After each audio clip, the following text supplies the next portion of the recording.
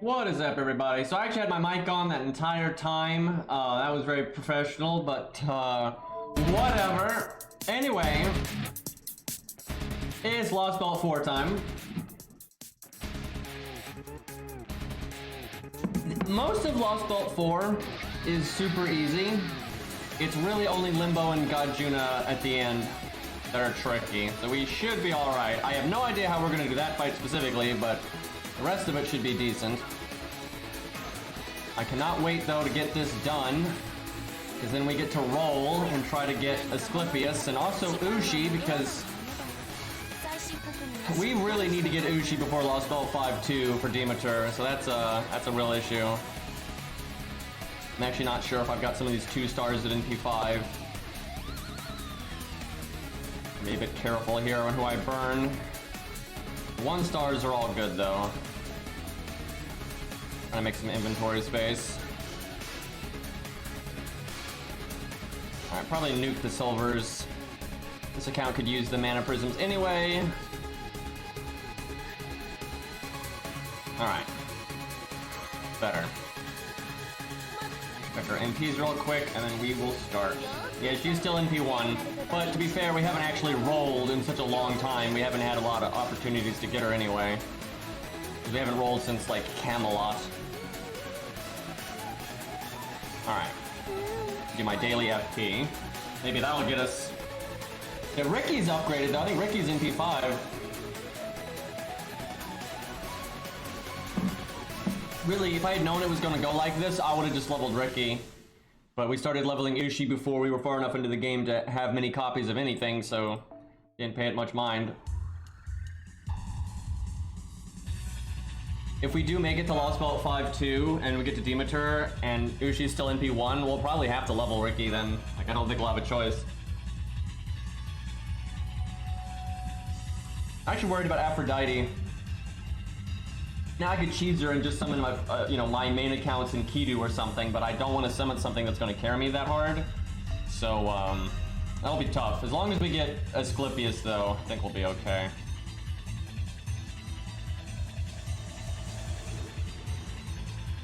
Alright, Lostbelt 4 is pretty long off memory. It unfortunately just has wave after wave of useless garbage that is not interesting.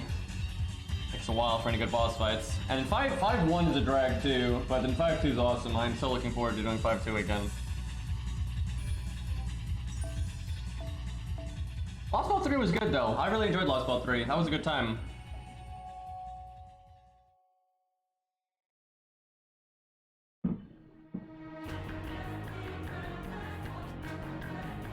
Yeah, I don't see us leveling Angra anytime soon, but you never know. Yes, preset teams, then you have to bring MASH, so you have no control over this at all. Might do Nukehead for AoE.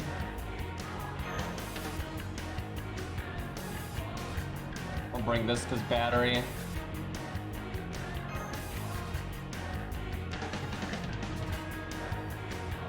Cool having all Indian servants though.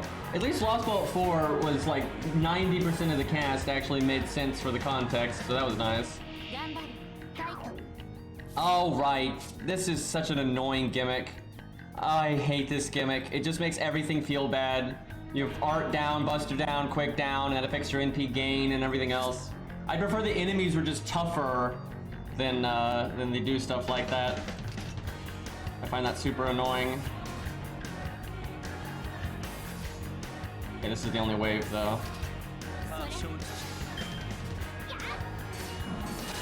10% matters, though. Like, you don't, if you're buff stacking, you don't want your NP to do 10% less damage. You also have 10% less NP gain, 10% less star gen.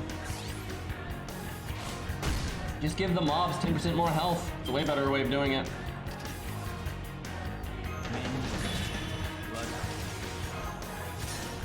Alright, fire everything. See if we can kill them all.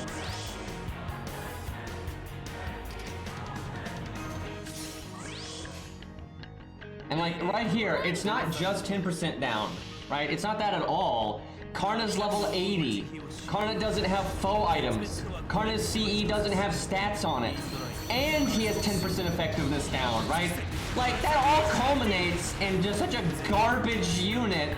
And it's Karna, for God's sakes, right? Like, it's like, yeah, this feels great. Like, strong enemies are fine. A unit that performs hilariously below standard to what a player would normally use, that's not interesting.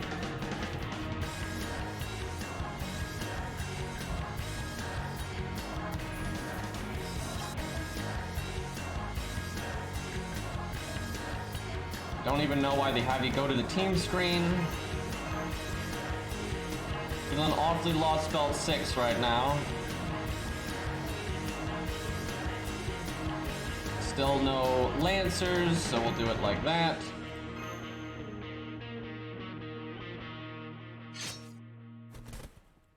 Hey, Arjuna.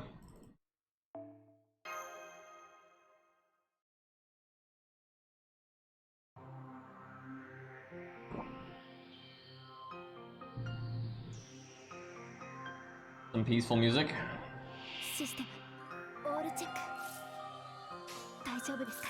Man, we're not getting Bond on Stheno and George right now. Okay, there's actually 2 waves this time. Time for awesome animations, though.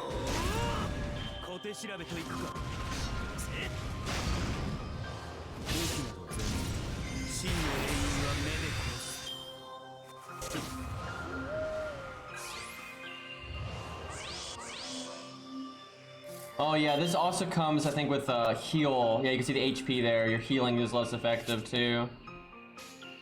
I think there's something else, but I don't remember what it is. But I do think there's something else connected to that.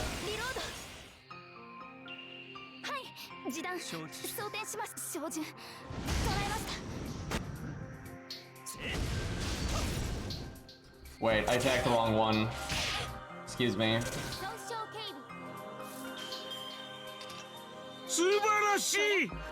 Hey, Zelos, thank you for the 24 months. Yeah, 2 years. Damn. Thank you. You feel old yet? The stream's actually like growing up with green. That's what the stream is for real. That's a nice background though, and you can see the Lostbelt tree back there. It's cool.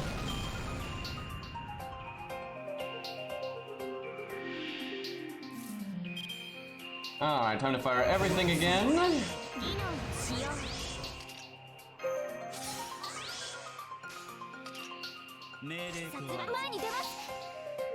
This should kill.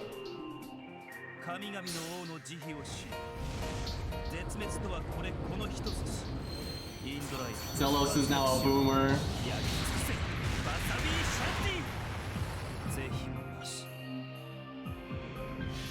I always say, I don't think it's worth getting mad about, or upset about, or depressed about when it comes to getting older. Just, that's what life is. Life is getting older. And, you know, use it as an opportunity to grow and to learn things. And, enjoy having more experience. Enjoy being smarter, right? Try to use your time on to get wiser.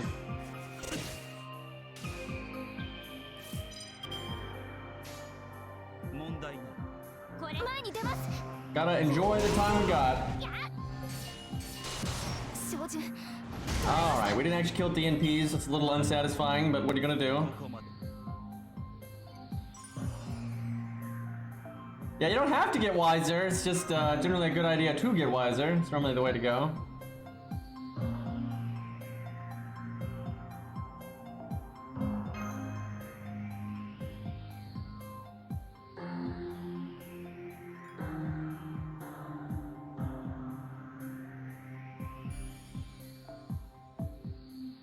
It's easy to lament, you know, good times long gone, but there's always the opportunity for more, you know, more good times, right? It's good to see it that way, in my opinion, because time's always going to be moving. You're always going to, you know, have things go by, but, you know, there's always new things to experience.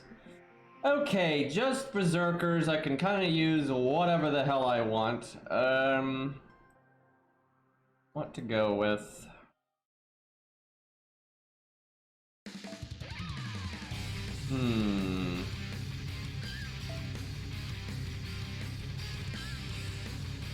Nothing standing out too much. Look at all these Canuses. Jeez. Speaking of Canis, there's the super one. Why not? We'll use the little shit. Alright, we need to set up our bond stuff. We want that. Wait, no, we don't want that. We want that. That. And that. He probably only needs to be like bond 4 or so. Let me look. I have the internet. I can do this. Beowulf. What does he need for his interlude? He needs... Yep, bond 4. Okay. So we'll just get him to that and then we can stop worrying about it. This setup should work fine.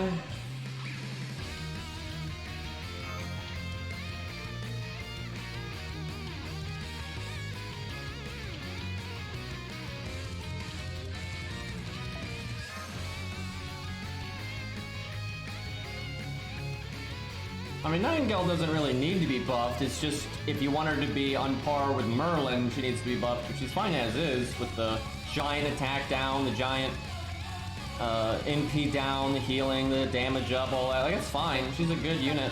She's just not super crazy, exceptional, OP top tier, but a lot of units aren't. Honestly, if I was gonna buff her, I would probably buff her survivability. Not like a whole lot, the whole whack-a-mole thing is kind of what makes it interesting. But I might give her, like, guts, evade, something like that.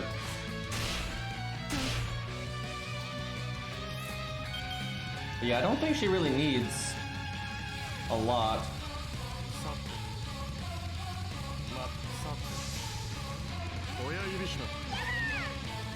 Making her defense buff 50% would probably be too good because it's a 3-turn uptime and you can use Atlas and just...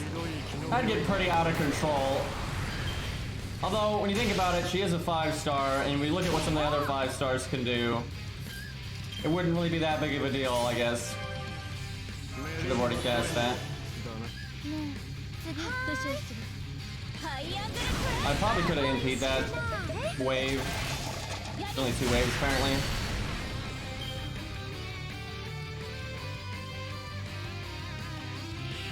Okay, I could just do the AoE thing and kill them all, but that's boring, so we're not gonna do that. Do this.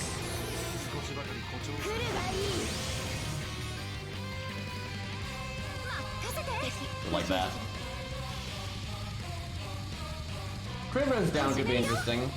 I mean, really, I think Nightingale's pretty good as is. It's just a nice, useful, strong 5-star. Like, she's way better than a lot of the budget alternatives. It's just she's not as good as Merlin. That's the only thing. But a lot of units aren't as good as Merlin, so...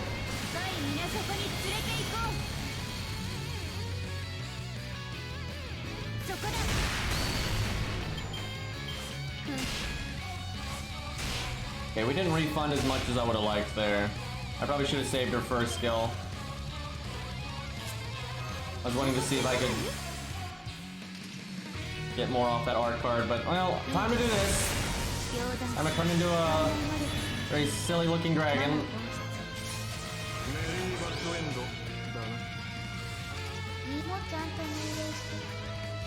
Could have just done that last turn, but wanted to do the single target stuff.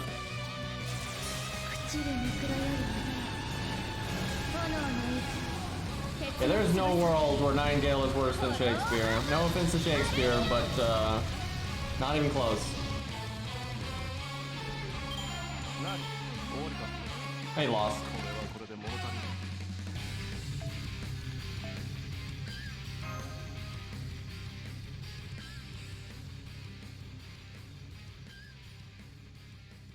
And of course, you've got that group of people that think Merlin is bad.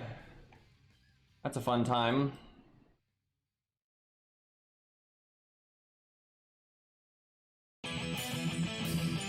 Oh, he's a level 90. Should be fine.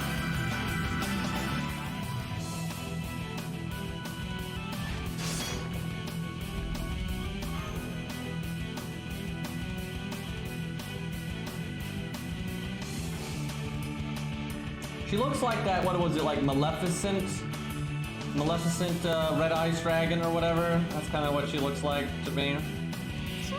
I forget that series of cards, but it was all very convoluted and silly. As is the entirety of Yu-Gi-Oh!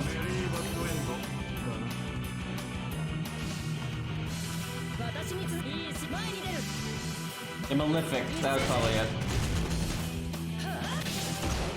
Evil, you know, bad stuff.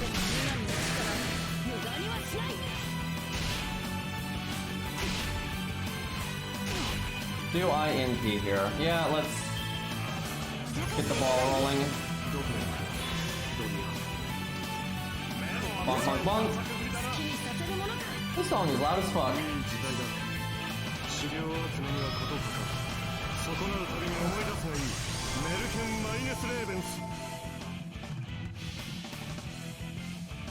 So that new Dungeon Fighter fighting game has been made by Arc System Works, but also in conjunction with the people that made Fate Unlimited Codes.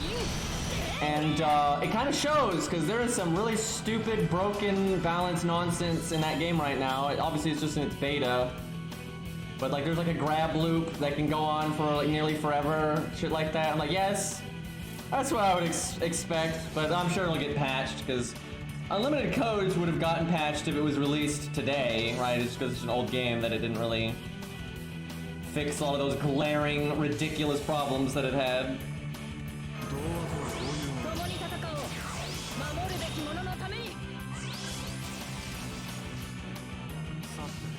Actually, I'm gonna do art card first.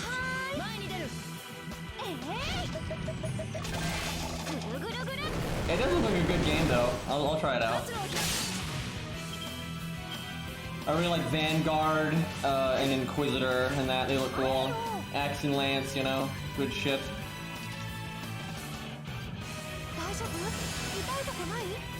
Man, we cannot get Taco on our cards at all here. This is ridiculous. I was trying to do Martha's third skill, but we're just getting one card at a time. Can't do anything with that. Yeah, it's like the Luffy slabs. Oh man, what a game.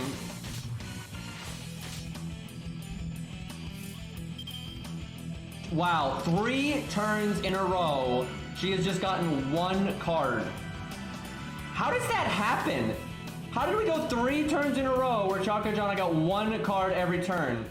That is ridiculous.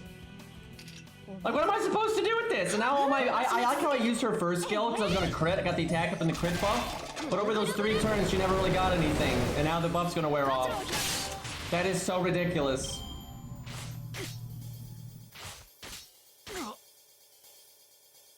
Yep, now that our buffs are gone, now we get stuff. Thanks, game. Fantastic.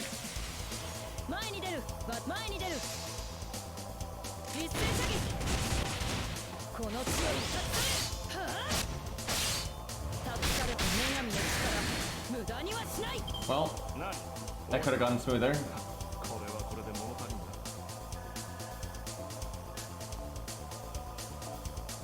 Wow, I've only got 17 of those golden horn things.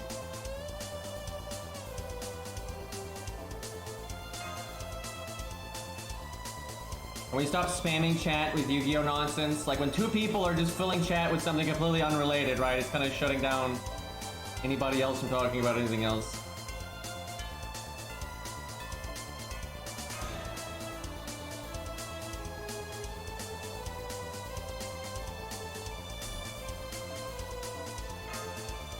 That's what DMs are for, thank you.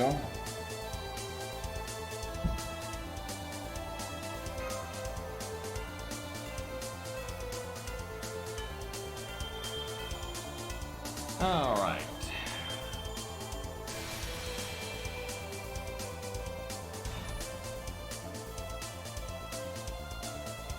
Riders, rolling in chapter 3. I think there's like 20 chapters here. We're not beating this today. That's not happening.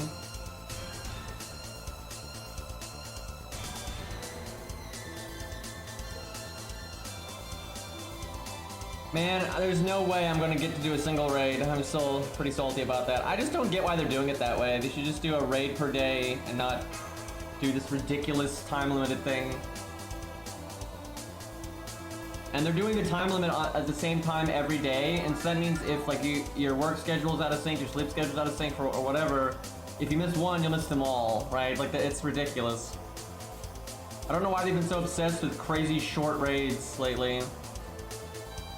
But I guess it does incentivize the whales to roll on the gacha, because if the raids are only going to be available for a while, you want to get the damage CE so you can kill the raid as many times as possible within that window. And some people are probably gonna, you know, do that, so. Yeah, I think they're gonna be 6 hours. But there's no way I'm gonna, like, they literally start at 4 a.m. And I'm not gonna wake up, you know, and immediately like, oh yeah, let's jump on and do a raid at like 9 in the morning. Like, that's not gonna happen. Should have brought Arash. Kind of auto-piloting to get my bond, but once Beowulf's done, I'll have enough room on the team to bring better setups.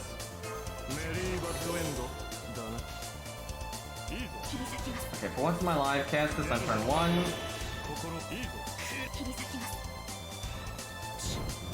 Hey, just don't sleep.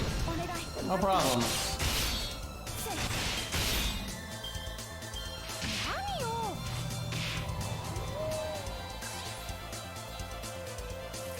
Hopefully the main story is good though, and the raids are just kind of like a whatever. I suspect how it's gonna be is at certain points in the main story, you're gonna get like cock-blocked by a raid, and then once the event is over, people will just fight like the story version of the raid one time, and that's it. And then during the event, you can fight them over and over again. Like that, that's how I expect it to be. I think they're gonna time gate the hell out of the main story, so that's kind of obvious with the raid format. I don't see how they couldn't.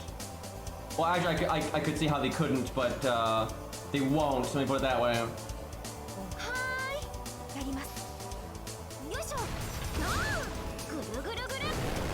Solomon was kind of different because all of the raids were at the same time. I don't think it's going to be like that at all. You know, it's going to be, you go through the story in a linear fashion, you get to a certain point, and now Cerberus is blocking the way, right? And then it's time gated to go beyond that. And during the time gate, you're just fighting Cerberus raid, right? And then the next day, you know, you can do more of the main story, and then there's another, you know, and now Surtur's in your way, right? That's kind of how I expect it to be. I think it's going to be linear. Because Solomon really wasn't. Do I NP here? Yeah, I really wish though I brought a Rosh. That would speed this up dramatically. Do the NP just for the healing. Double healing, we don't even need all that healing.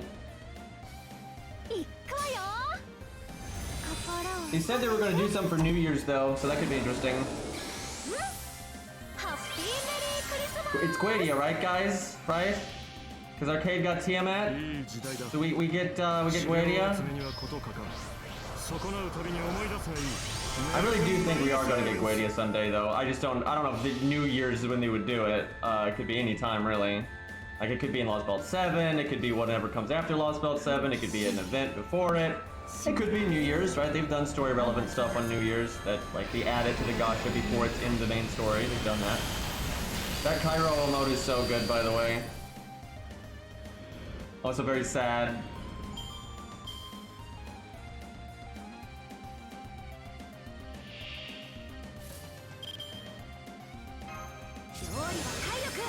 Okay, we can do some damage here.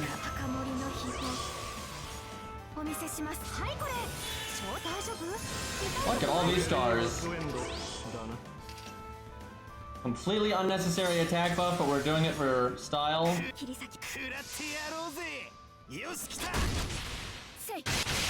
Look at all this overkill.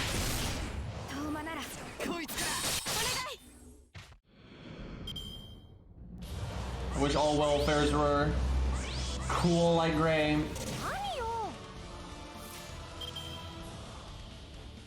Why did I bring all of these casters to a writer stage? Yeah, I can see Guadia being Pretender. They kind of want to have a reason to use that class again, I would think.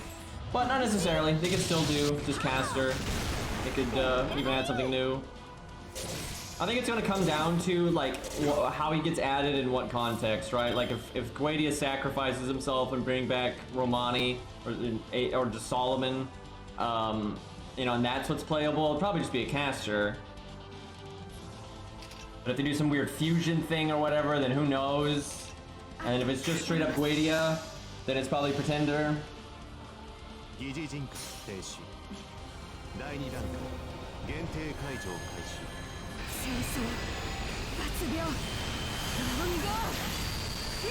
They obviously did not put any effort into that NP. She barely moves, there's no animation, and they're reusing the Arthur NP. But it still looks good, so it's not too bad. Like, obviously very low effort on their part, but you know, the voice acting is good, the boom is cool and everything, so it's not too bad. If you're gonna do something lazy, at least make it look good.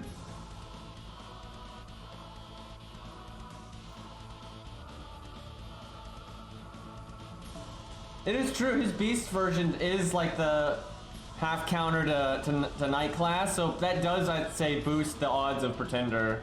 Hell, they might even made Pretender that way because they were thinking of that. That wouldn't shock me.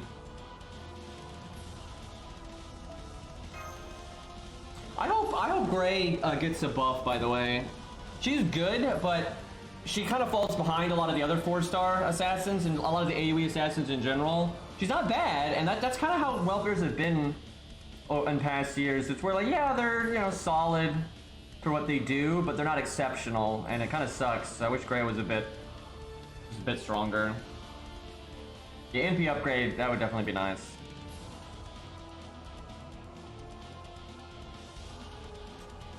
A lot of welfares lately have felt like 3 stars, really, in terms of like how effective they are. And actually, some of them are weaker than 3 stars. Like, I think Bedivere is better than Santa Carna overall. Like, they're kind of apples and oranges, but I do think Bedivere is better.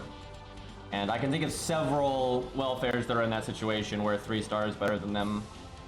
And then almost all of the 4 stars end up being better than them. Did Beowulf get Bond 4? Let me see. Alright, we'll bust out Zaw's super Calamity Jane. Okay, no, he needs one more. I'm probably still gonna sneak in a Arash. We'll just have Stheno come up and buff. It's fine. Could put Spartacus in the front too. And then we'll get some Bond on Hans. It's not a priority, but doesn't hurt.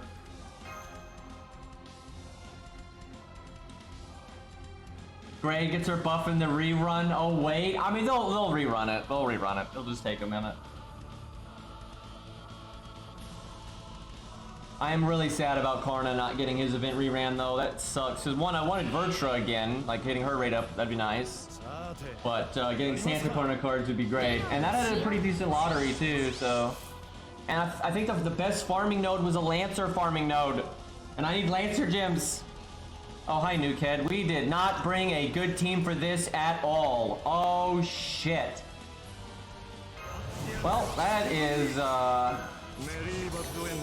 gonna be rough. Let's see if we can get at least one hit out of Arash. I'm not dying.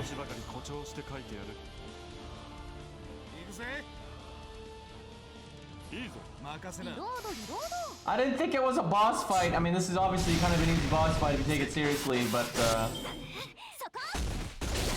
alright, we got rid of her attack up. That's actually rather nice. Come on, hit a Arash. That's not a Arash. There you go.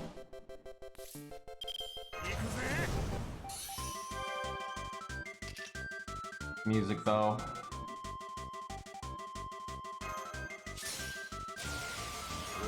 I'm gonna overcharge Arash. Attack up, attack up, attack up, attack up. It'll help both of them, and then like Arash will have double overcharge defense down and attack up. You little shit! It's cause Kairo's streaming, that's why. God damn it.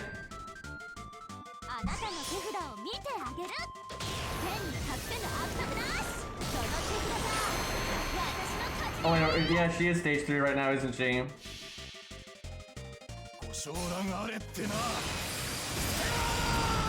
We checked though, we don't have that Final Ascension thing on, and I've summoned my own units and they weren't. I guess I'm in Damage the other day and he wasn't in Final Ascension or any of that, so I don't know what the deal's been. I am Japanese to play FGO too. Yeah, hopefully things are going good over there then. I wish I could speak Japanese to talk to the Japanese player base side, but I do not, so. Alright, what am I doing right now?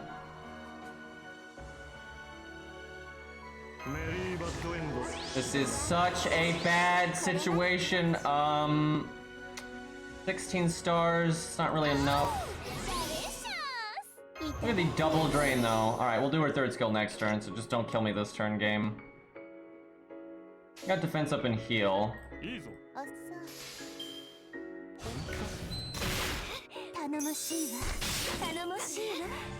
I sometimes get comments on my YouTube videos in Japanese text, right? And I can't respond. It feels bad. I normally just like do a wave emoji or something. Best you can do.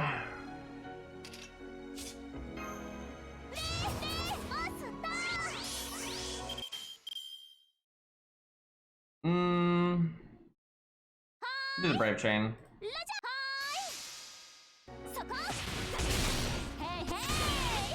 You can use Google Translate, but Google Translate struggles a lot with the Japanese language. And so you might be able to understand what they're saying, but you're not going to be able to say anything back, so. But yeah, Google Translate rather famously struggles with Japanese, and it's because there's a lot of context stuff that is in the Japanese language, and it just doesn't work well for a computer. It has gotten better though. I remember, like, I don't know, 5 years ago or whatever, 10 years ago, Google Translate was just utterly useless for Japanese. Where now it can get the, you know, the basics generally.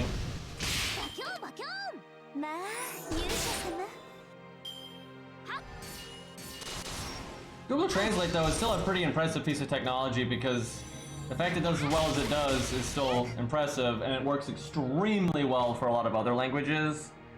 So yeah, it's quite good overall. I kind of hope we fail this. You know what? I'm just gonna reset. I think we'll probably still win. I think Calamity Jane can handle 252, but I want to make a proper setup for this.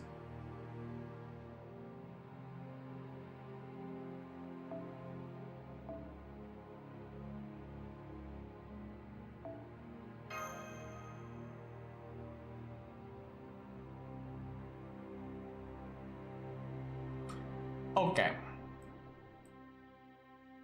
We'll do Calamity Jane again. But now we'll do an actual team here. Let's go George. On to then maybe Martha. Should be pretty solid. Case of emergency. There we go. This looks good.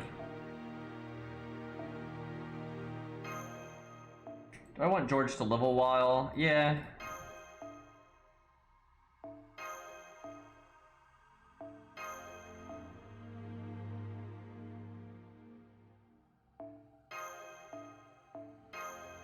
Man, this account's got most of the basics now. What it needs is a Star Bomb CE. It needs that really bad. It needs that and then Anniversary Blonde. This has been the account though that I've had the hardest time getting Anniversary Blonde on, and that's because I'm not rolling, and so I'm not getting golds that I don't like to burn to get it. That's the whole problem. I'll probably get it though when we beat Lostbelt 4. I suspect that'll happen. All right.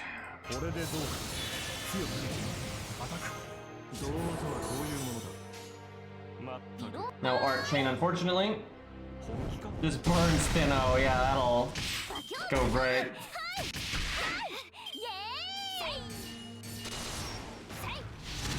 A lot of people do, though.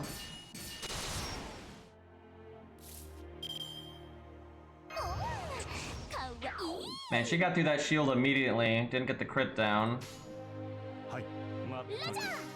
Going very slow on getting her NP.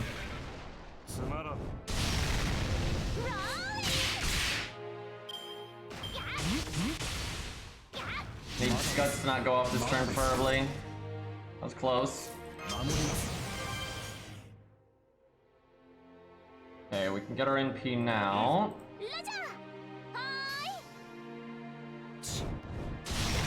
Damn it, Hans. I should have put Hans in third place because she's got the third skill.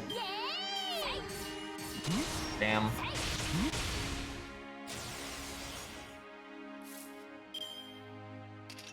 Do I want to drain and whiff the battery?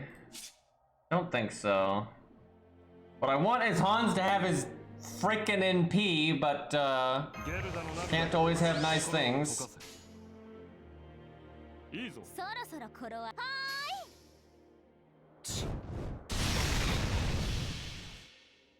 It's pretty easy to burn things that aren't NP5 if you don't like the character at all and you don't need their gameplay in the slightest, which there are many golds like that. Like, if I like a character, even, you know, a bit, then I'm not gonna burn them. But if I get a character that I have no interest in whatsoever, and I don't need their gameplay whatsoever, and, like, fuck NP5, I mean, you don't, like, 4 stars and 5 stars are so powerful at NP2, for crying out loud. If you just vaguely like something, I'm not particularly interested in getting them NP5 most of the time. And obviously, if it's a character I'm like, oh, I really like this character, then sure, more copies the better. Okay, we've only got 6 stars. That's kind of crap. I can have a lot of stars next turn. What do you mean guard? Guarding all kinds of stuff here. Alright, the dream is nobody dies this turn. And Hans lands the Stargent up on Calamity Jane, and then we'll do all the stuff next turn. It's actually going pretty poorly right now. Yeah, Shiba. If Shiba's one of your favorite characters, you're gonna want her at the highest NP rank you can possibly get her.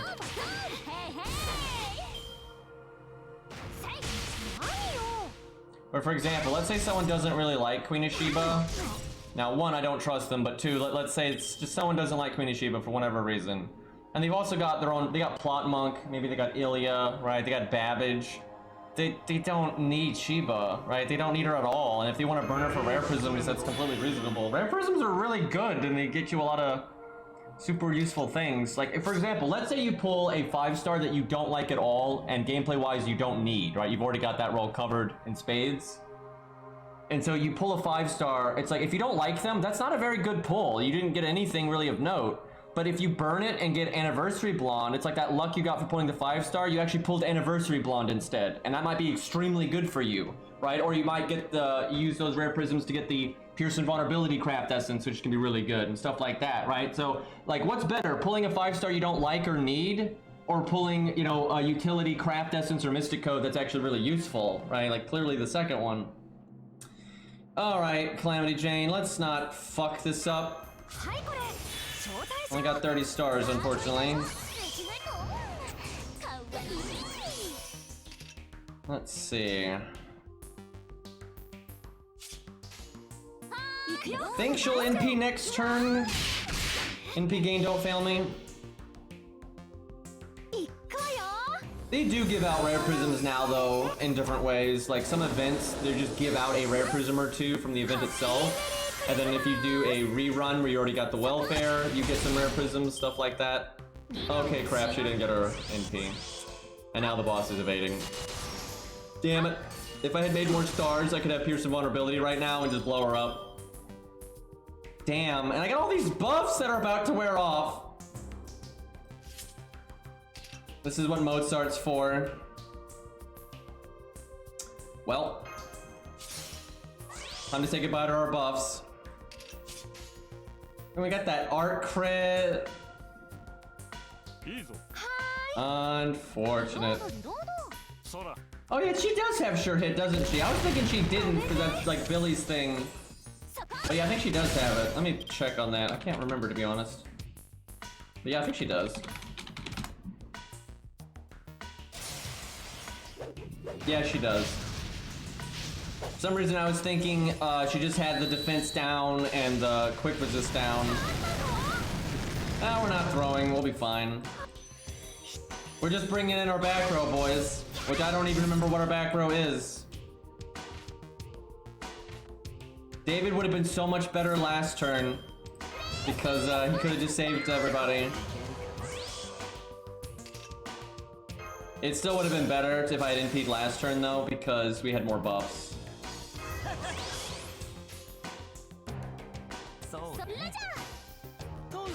And we had the guaranteed art crit too, where now we just have 70%. Yeah, the sound is still messed up on all this stuff. That's why I prefer Samsung decks, because it just does, oh, okay, we just kill her anyway. Doesn't even matter. Whatever. Probably could have killed her last turn then though. Damage, by the way.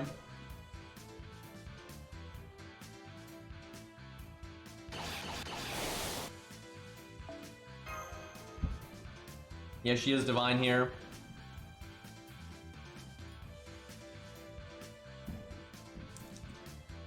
Are we fighting her again already? I know you fight her again, but I don't remember when. I don't get why they do question mark stuff. It's kind of stupid in my opinion. Especially when the stages cost 0 AP. Oh, it's probably, what's her name? I think that's around now. Let's see then.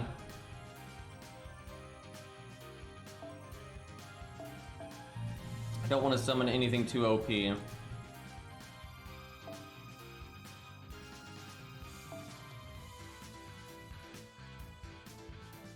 There we go. That's the good shit.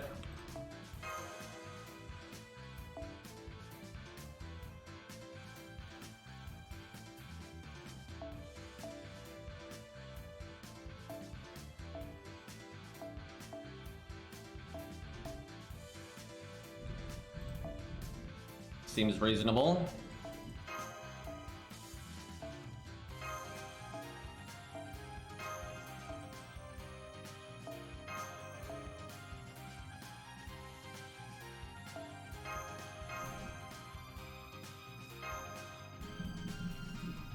I'm not really sure what Ben K is gonna do here, but it'll be something.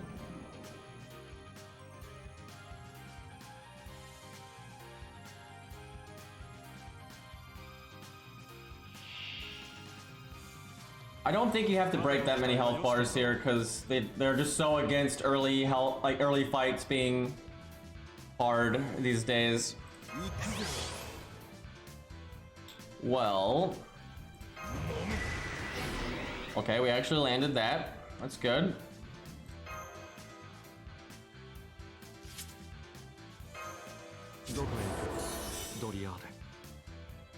Do I want to taunt right now? Or NP's AoE, yeah.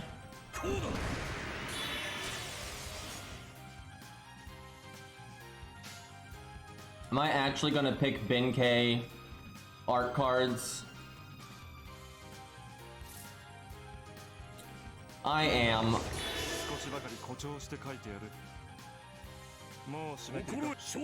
I regret much. Come on, defense up, defense up. Land the defense up. We have 70% defense up. There we go. I should have skill sealed then, so if she triple attacked, we got more MP gain.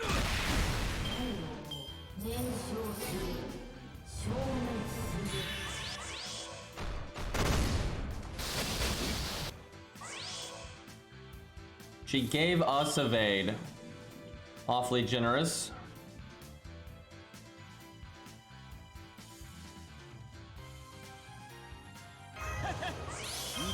No buster card, but still.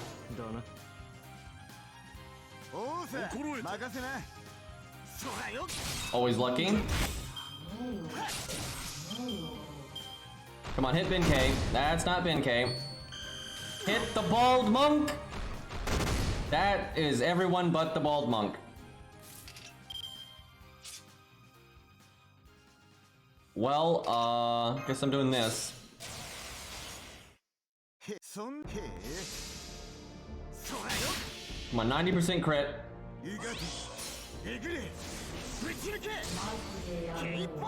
What I'm doing is I'm saving 2 or 3 grails for 2 at all times. And when I get grails above that, I'll use them.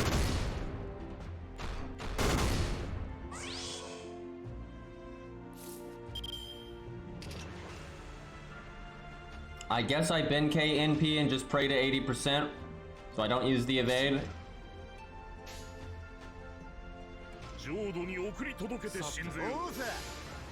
Come on, bin K, do the thing. Get the stun. We literally don't need any of the other aspects of your NP right now. There you go. The sound effects on that are pretty cool, though.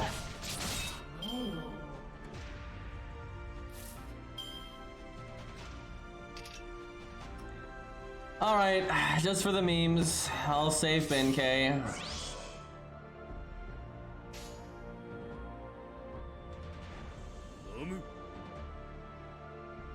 bin K damage, let's go. Cat art down. Oh, she doesn't do NP, she does extra attack. You fool! Should have attacked Hans. Wow, she just triple attacked bin K. Well, time to taunt and get our NP. How silly. NP 10, Bond 15 is enough. Like, imagine that. Just NP 10 is all. Okay, no need to bin K NP right now. She has no buffs, and I don't particularly need to stun her here.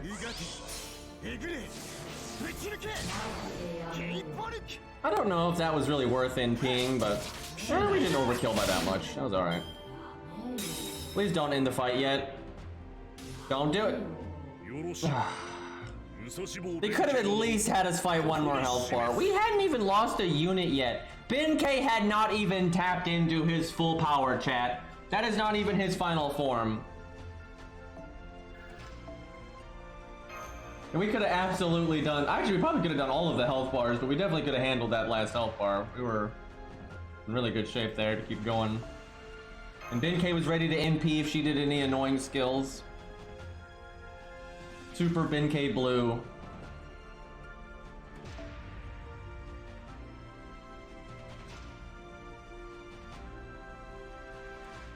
Okay, I guess we're fighting her again. You know what? We'll just do the same team. Let's see how it does.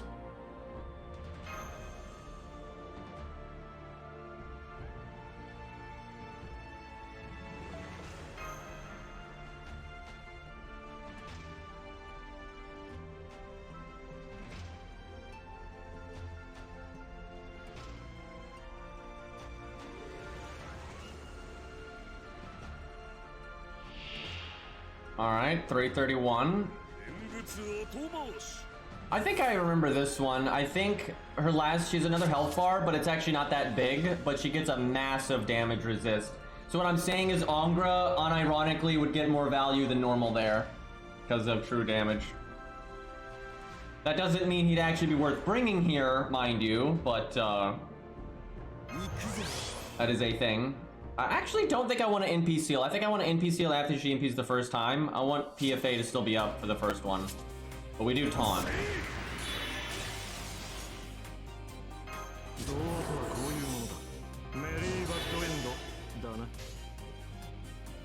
Do I skill seal? I'm gonna say yes. Get some value out of bin K.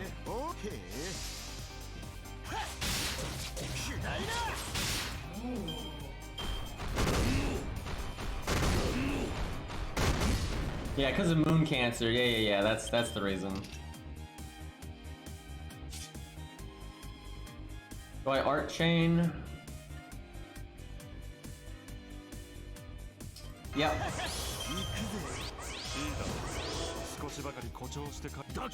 was hoping we'd get a better crit chance than that, just for damage. Okay,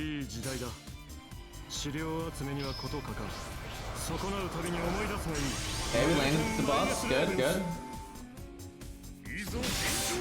What I want to see.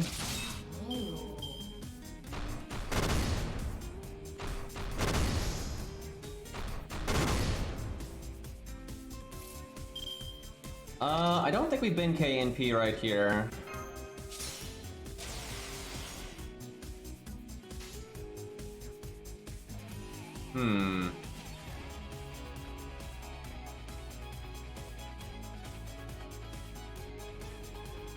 Bint K damage or Han's NP gain.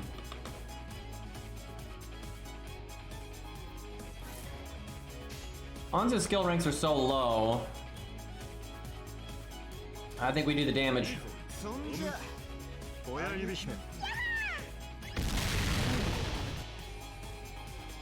If Han's skill ranks were higher, I'd put more effort into keeping him alive, like against her NP and stuff.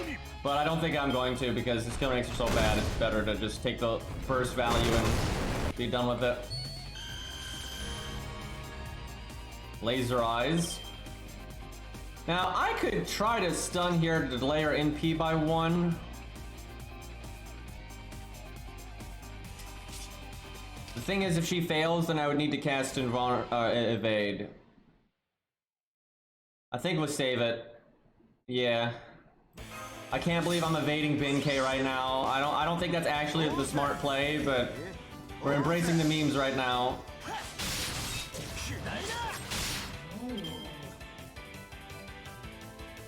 First thing from a viewer, a first-time viewer, instantly goes for the Sanson. I can respect that. 34 boxes, still haven't gotten a CE drop. That sucks. That so sucks. I haven't gotten a CE drop on NA either, by the way. Okay, now we want to do this. Now, I could remove her invulnerability, but I don't really have a lot to do on this turn, so I don't think I do that. Why is Hans alive? Why is Hans alive? I think he had a defense buff, but that is really not a big deal. What on earth does Bin K get from overcharge? It's curse damage, isn't it? I think I've looked that up before. That is so bad. Unless you're working with, like, you know, a salami team. Double salami, but other than that, it's not worth anything.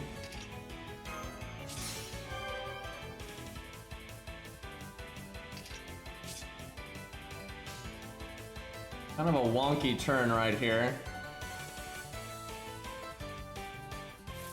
On the off chance Hans lives, maybe I grab some NP on him. If he does NP again, it'd actually be awesome, but the odds of him NPing again are kind of crap. Well, we'll live a little.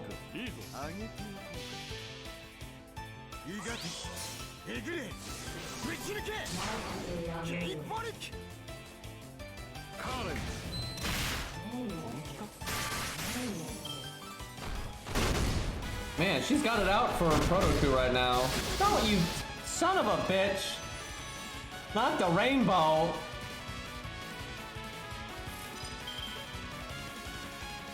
Do I evade there or do I want to save it? We'll do it. And then maybe we go for the stun just so we have a turn where she can't ping it off. Still no buffs worth removing though.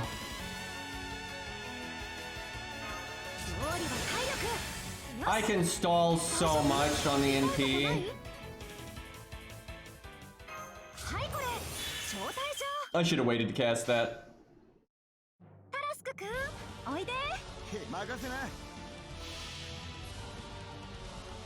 Look at all these emotes for the rainbow barf. What's going on here?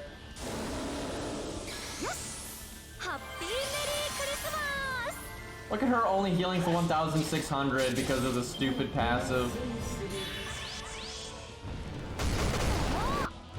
Wow, she's going in on Martha already.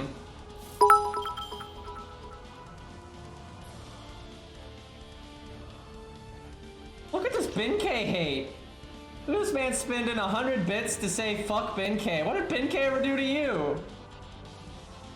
Other than, you know, not be particularly useful, but, you know, that's a separate matter. Okay, we'll go for the stun next turn. I'll taunt right now. Do the skill seal. Actually, I shouldn't have skill sealed, because if she happened to cast any skills there, I'd just remove them next turn. Toxic, yeah. Missed the 80%. I mean, that's just, that's the way of the universe, apparently. Don't worry, guys. Don't worry. We got that 200% overcharge. Excellent.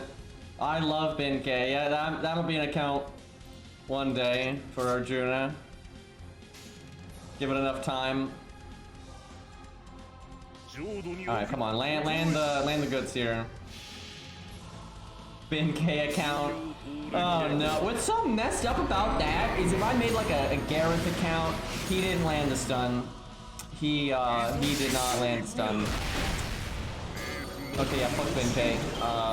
We support this message. Anyway, what was I saying? So yeah, if you make like a, you know, a Gareth account or a Ku account or whatever, you know, it's not that hard to get them to 10, 10, 10 and grail them and all that kind of stuff. Benkei's mats are cancer. It is so hard to get a maximum Benkei. You have to work your ass off, and you don't even get a lot out of it.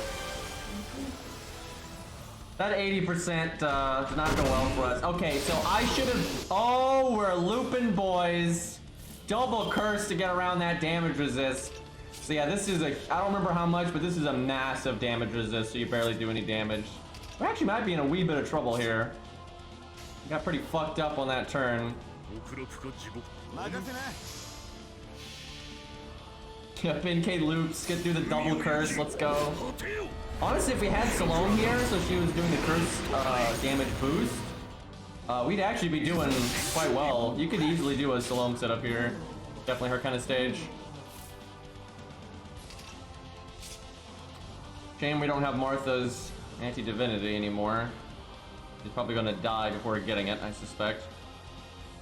Do that for the debuff resistance. He takes a massive amount of dust, but he takes bones too. Oh yeah, she is super tanky on this health bar. Actually wish we had like Robin or something just to get a bit extra flat damage in here. Flat damage is legit. Watch me lower my crit chance by doing Star Absorb. I kind of did. I did on this card, but not on the other one. Overall, it was a net gain. Crit for 3k when we have crit up. You know, I'm glad a certain someone's not here right now. I don't know, maybe they are. Because I know exactly what they would bring up. And actually, they wouldn't entirely be wrong for once. Right, if you do have Divinity, flat damage command codes, flat damage CE. The thing is, you would want covering fire.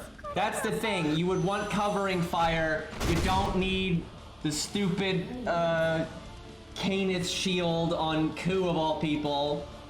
Like maybe Proto Ku because he has less survival, but alright, I think we saved David's evade.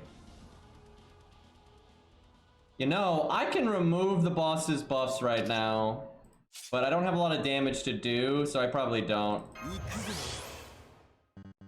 That sucks. I could get rid of the attack up, the crit up, the invulnerability. Maybe I do it just to get rid of the attack up, crit up though. But then I don't art chain. Yeah, we wait.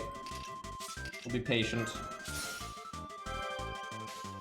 Don't kill Stheno. I mean that game. Don't make me regret not removing that crit up. Especially crit up with attack up. That's a nasty combo.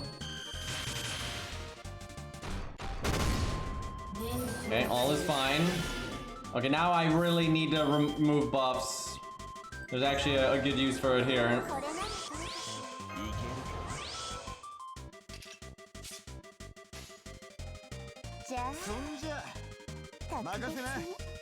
Alright, got our divinity boost from Stheno. Too bad we don't have the divinity boost from Martha, then we'd actually be doing some serious damage. You know what, chat? We get that song again. Because it's good.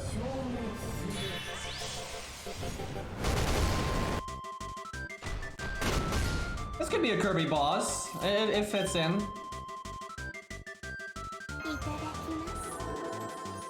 You missed the NP drain, Stheno.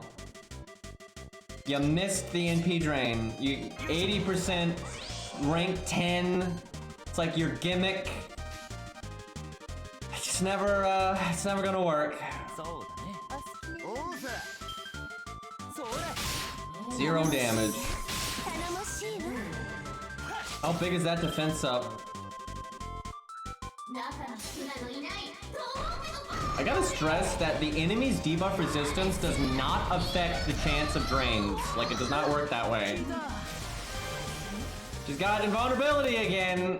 Could really use another Stheno NP. Now I'm gonna hit Proto Q a bunch. Alright. Chat, this is actually bad.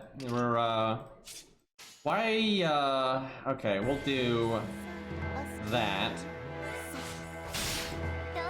David can get his NP at least. Stheno, work with me here. Stop doing that! Okay, there's no need for Stheno's NP right now. Do I? Yeah, I'm gonna evade Protoku because he's close to getting his NP. Can I wait until Stheno gets her attack up? And is that worth it? David would probably never NP again, and Protoku would probably never NP again. Really comes down to Protoku can live the 1 turn, but I think I do wait. At least 1 turn. There's nothing really lost from waiting from 1 turn, unless Stheno died, then it's kinda bad. Or actually it'd be David that would have to die for it to be bad.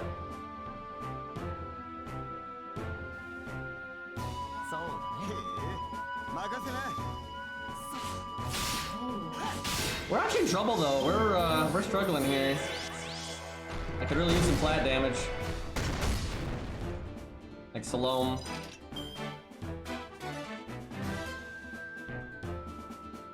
Wow, is everybody dead? Yeah, we actually have no survivability here. So if we don't kill here, we lose, and I don't think we kill here.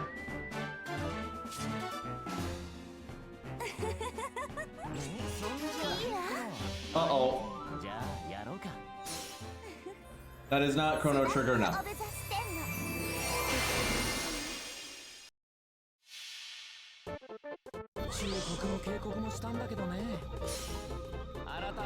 Bin-K did not do a whole lot here, I'm not gonna lie. 9K. Wow, we actually lost. Might need to summon something slightly more useful. We probably would have won if I saved the evade though. Like, even if Protoku had died, if I had just saved it so like Stheno lived, she could probably win with just damage. But we're screwed now.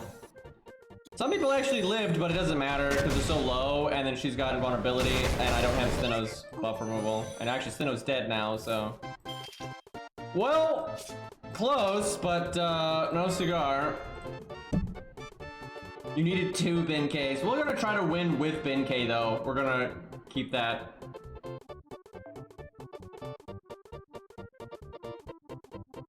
Why? Why?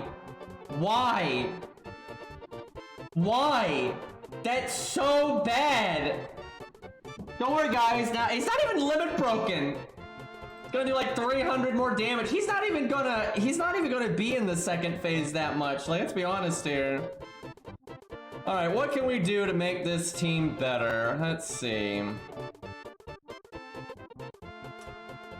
Not a lot. David is definitely a must. I don't know if Stheno's worth it or not. Hard to say. She can be.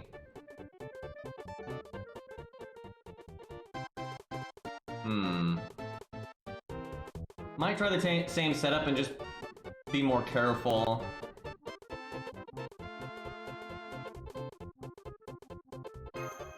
We unironically could use Salome. She'd actually be pretty good here.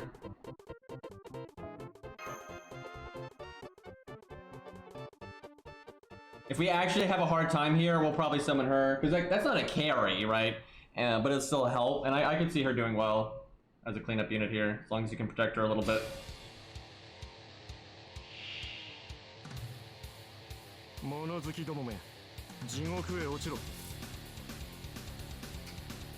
Okay, good stuff for Protoku.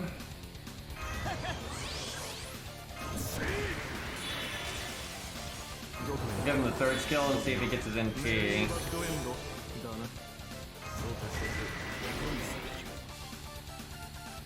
Do I want to NP seal now and just slow down the NPs in total? Yeah, that's probably...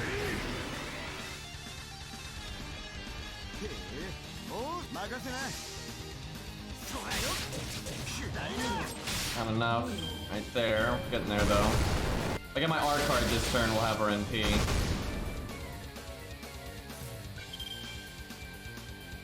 No luck. Art chain or do some damage. I think I'm gonna go do some damage actually.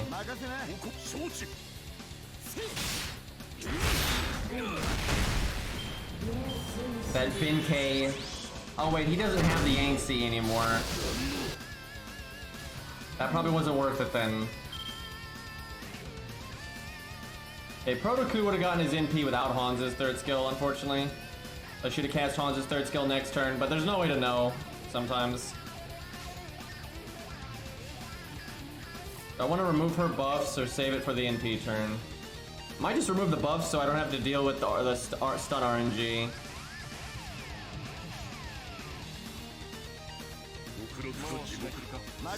That way we overcharge Hans as well.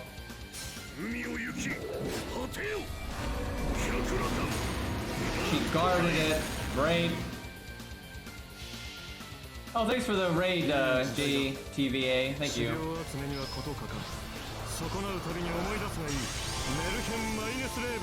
Alright. Freaking Bin-K, man. Why do we do this to ourselves? It's certainly making this boss fight more interesting, though, I'll say that. Okay. I just don't think it's worth using the evade to save Bin-K. I really don't. But I know chat wants it.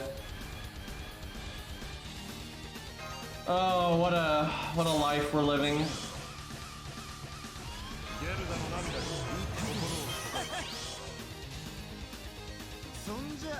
Quick chain or do the art card for a refund and the higher crit chance. Probably the higher crit chance, honestly. Protoku is like the only damage on this team, so... This is a Bin-K account now. It is not. Absolutely not. I'm putting my foot down.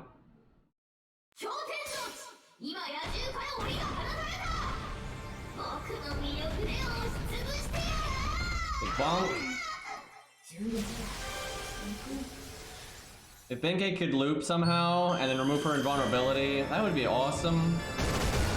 Well, no dice. Do I heal Hans? I guess. I don't know how he's possibly going to do anything with how low ranked his skills are, but... I should have used that attack up last turn. This fight can go on for a while, so he'd probably come off cooldown. That was a mistake.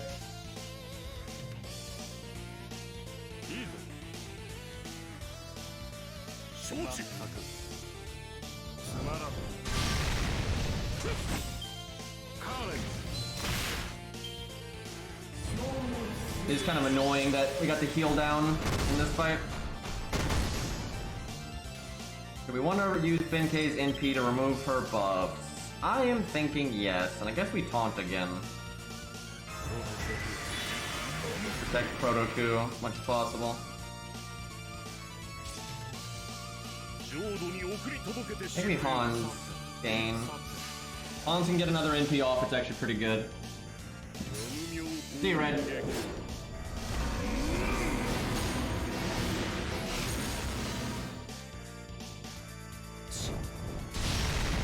Did she have to NP every 3 turns? That is definitely the issue here.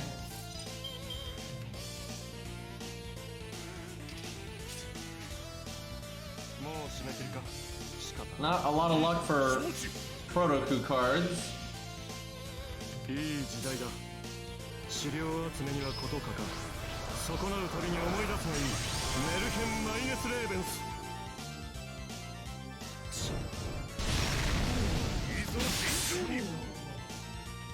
$800 heal, oh man.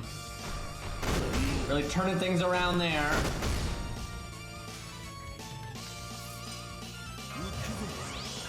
If only Benkei could cast this right now. I feel like we're doing way worse than last time. Like way worse.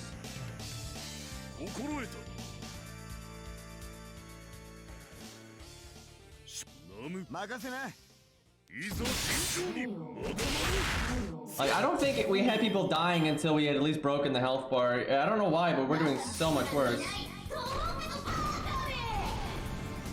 I don't think it's the Yang CE. I mean, I do think the Yang CE is better, but I don't think that's the reason.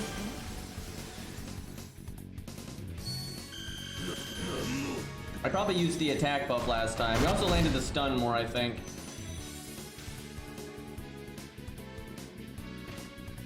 Dude, this timing is so bad. I think I have to do this.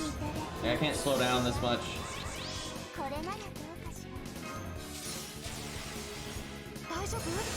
Gotta remove the invulnerability.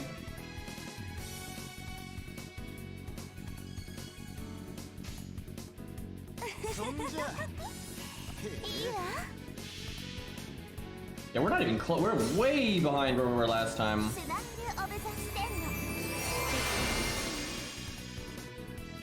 We could use either another DPS or, yeah, I think what I'm gonna do is I'm gonna bring a lot of DPS because people are gonna die with or without the supports to the NP. So I might as well just have units get damage in.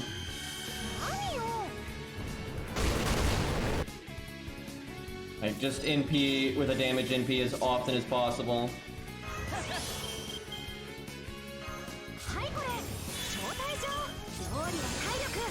Might need to bring Atlas too.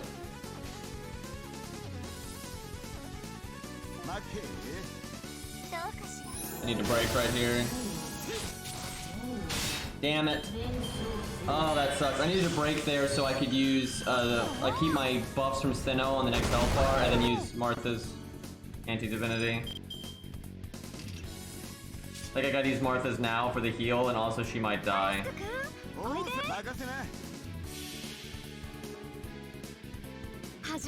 Necromancy Benkei.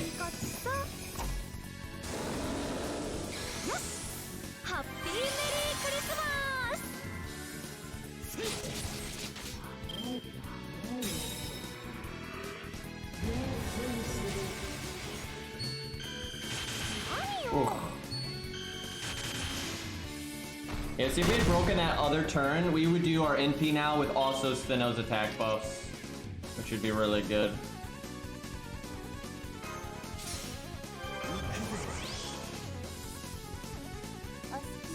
I don't think David can solo what's left here. That's still good damage, all things considered, though. Probably would have been like 32k or something if we still had Stheno's buffs. Okay, healing Protoku was a waste there. He took too much damage. He won't be able to face tank now. Sucks though, because he's one turn away from getting this.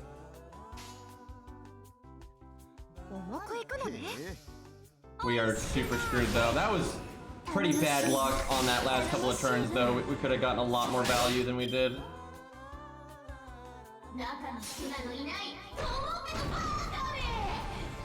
That Ruamo, man.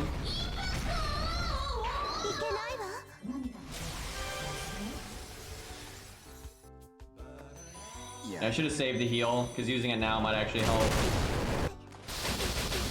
Kind of frustrating, because there's no way to know like if Protoku's gonna get blasted there or not. Well, at least Stheno can do this. Why did she have to take all of the cards, though? I could have done without that part.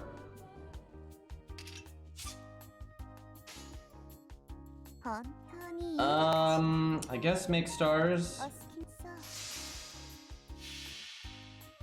Yeah, I wanted David in P game. There's no way David can do this much damage, though. I think the boss has like 80% damage resist. That's what it seems like. Yeah, I mean, look at that damage. So low. And that's with a 40% attack up. And if I had known she was going to double attack Stheno, I would have already cast David's evade. Well, maybe not. Depends on how much she attacks.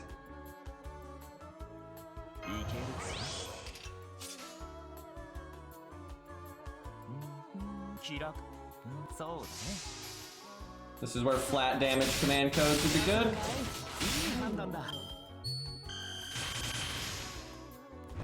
So using our NP and skill ceiling is actually bad. Well, she skill sealed herself, and I can't do damage to her right now anyway. Means I'm wasting Stheno's attack buff. 10 out of 10.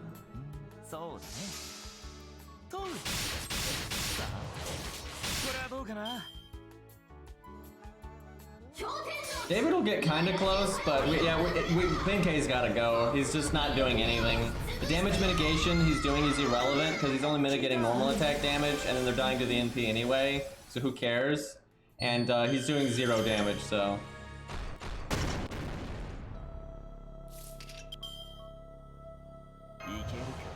She got invulnerability again. We need buff removal so bad. I'll probably put Martha in the back, regular Martha.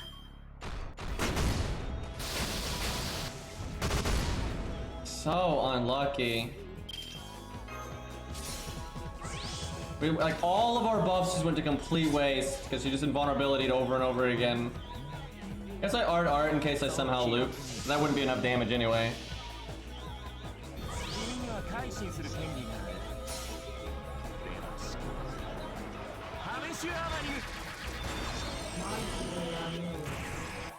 $7K damage.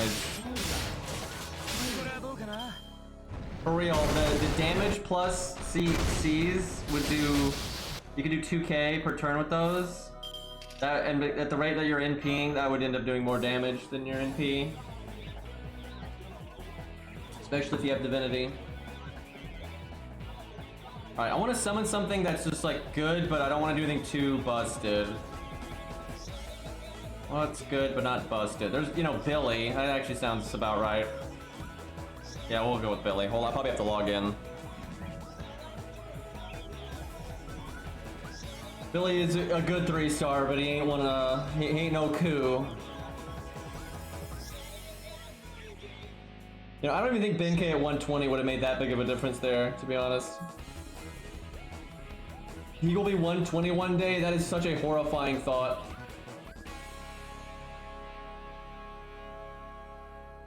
That is such a horrifying thought.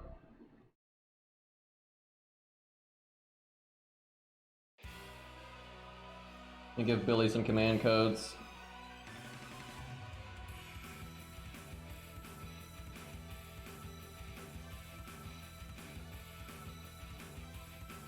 I wonder if Ku could solo this because of that damage resist. I actually think he could.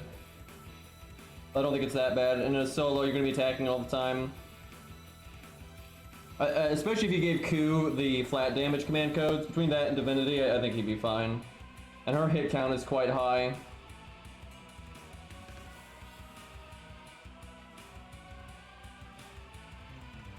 I think it'd be tough though. Like, I think it would push you. Her could definitely do it because Berserker stuff. Let me give Billy Star Bomb command codes here. Give him a little Star Gen because his Star Gen by default is trash. Because, you know, old units.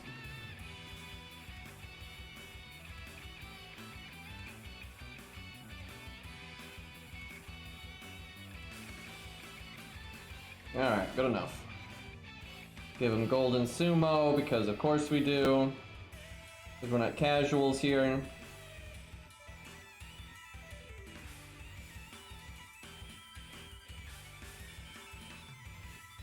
I just gave my Canis a terrible CE. Let me switch that. Gave her a gut CE. That is so bad on her with the way her guts is.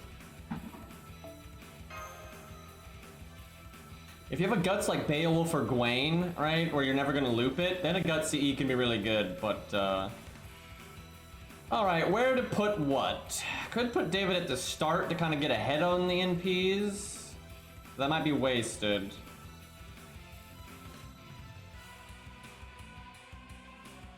I don't think I said it.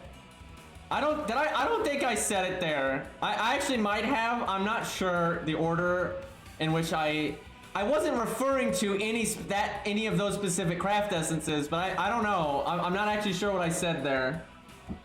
I don't know. I know I said, I think I gave Canis a bad CE or something like that. I may deserve that. I don't know if I deserve that or not, but I'm not actually sure what I said there. Anyway, let's see. I don't know if Stheno is worth it. 100 gifted subs though. Dear God. Oh good, and Zaw got it. That's well deserved.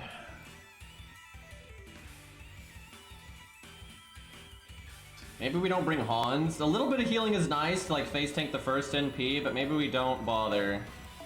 Like maybe we just damage. I think she's worth it because of the anti-divinity thing. Maybe we do that. The problem is we need like a strong cleanup and we do not have that. I could bring Atlas. Why can't you charm anything? You'd be so much better here if you could charm anything. Why are you NP1? Like, you'd be really good if you weren't NP1.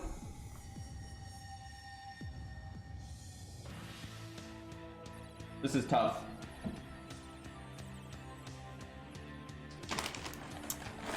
Oh, Beowulf would be really good here, but he's not ready yet. This is what I get for not having a Berserker.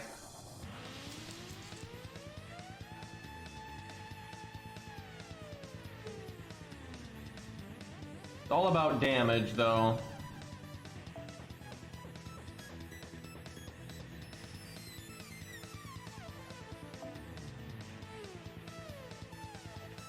I need to be able to keep Billy or Protoku alive as long as possible.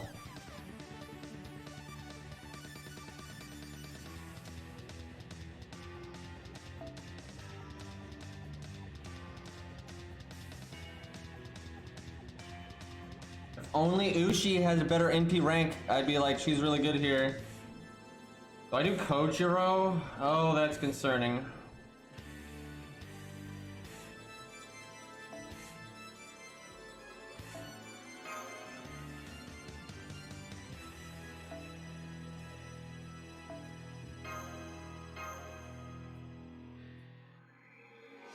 Huh. We'll try it, but I mean, Billy's a lot better than Benkei. He can still die pretty quick, but I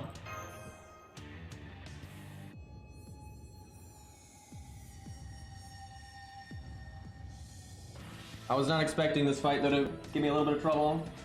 I'm enjoying it though, it's actually kind of fun having to get like a lot of raw value.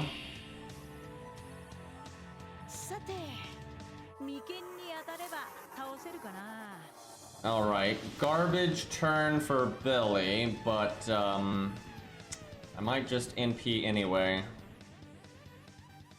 Okay, definitely this.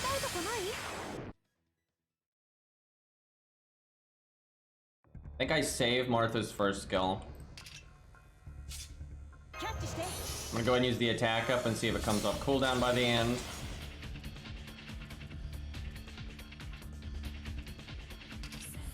I almost want to save Protoku's evade, but I probably shouldn't have NP sealed. Yep, I think you NP seal after the first NP.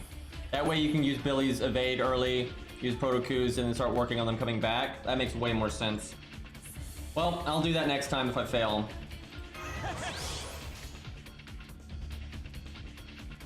I want Martha to NP. I don't really want to use her third skill right now.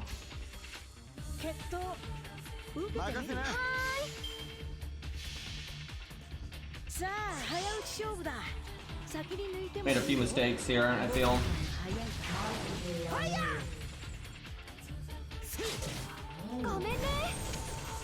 Underface would actually be pretty good here. Good sustain damage, that's what you want.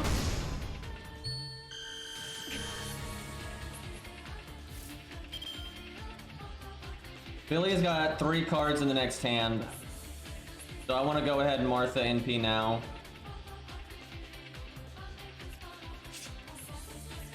I should make some stars. Tempting to do Billy's 50% crit there. Well, we should have enough stars even if I don't. Okay, let's do it like that.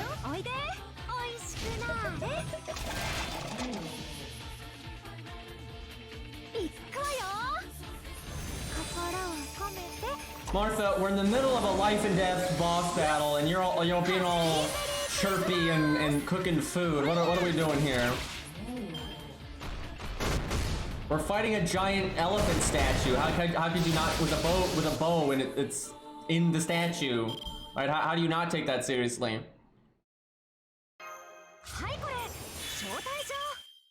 Now, I would love to use Billy's third skill just for the crit buff, but we cannot do that. This is absolutely not the time. No Buster card either, which is kind of sad.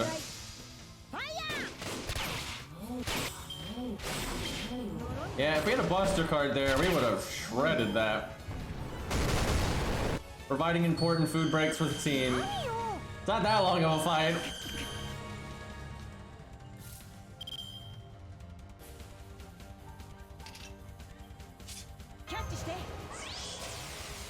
Protoku, I'm gonna need you to guard that defense down.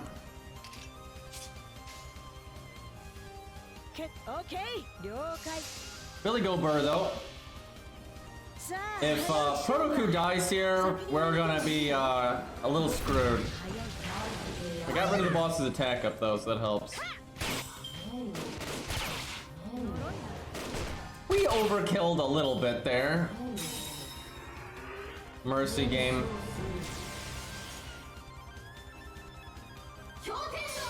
Oh yeah, we're allowed to grail. I forgot about that. We beat 1.0 forever ago. Yeah, we can start grailing our stuff. We need to do that. Have to decide what we want to grail. Obviously Stheno, but other than that. Protoku did not guard the defense down and then he got attacked, so it was applicable. I'm not sure I heal then because Protoku is in such bad shape now. Maybe I should have evaded him. Because if I evaded him, he might have... Yeah, he could have gone back and gotten this again. That was a mistake. Fuck, this is so bad now because the boss has invulnerability.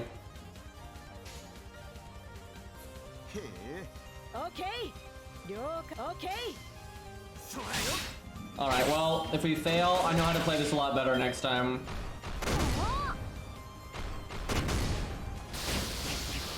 Okay, the boss kind of threw there.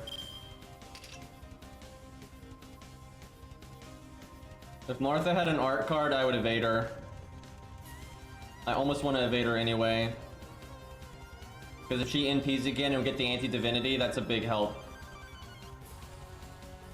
I could do her quick card. She'd have to get attacked. I'll try it. It's really risky because now Billy can die to the next NP. But, we'll give it a bash here. I need someone to die though, so David comes in. I guess we want Protoku to die now. It's a little sad.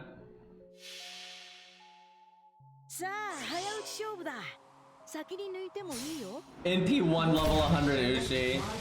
Oh, let's not go to that timeline. Why do you gotta guard the crit down? Alright, kill Protoku and then smack Martha. Okay, Protoku. Damn it. Well, we might as well let Protoku live now.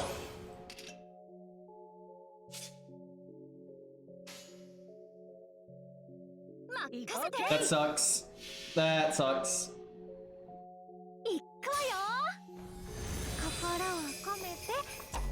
The heal might save Billy, but we have heal down, so... Get some last second damage in there. So if Billy dies, that means Protoku has to NP while still having the buff.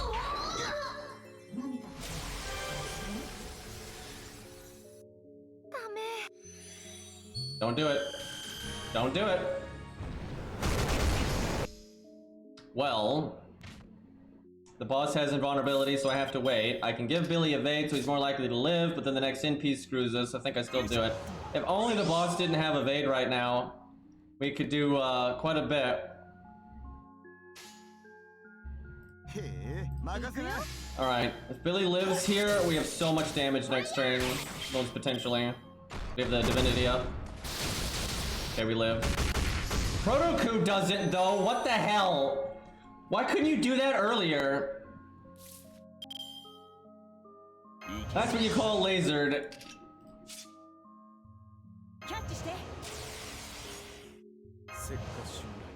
Kojiro with the Billy support here.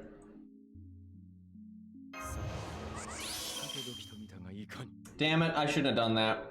I should not. I just took stars away from Billy.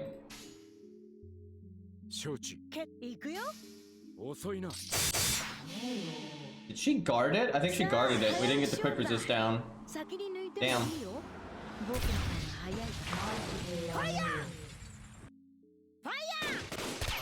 Damn it, and we didn't crit with 80%.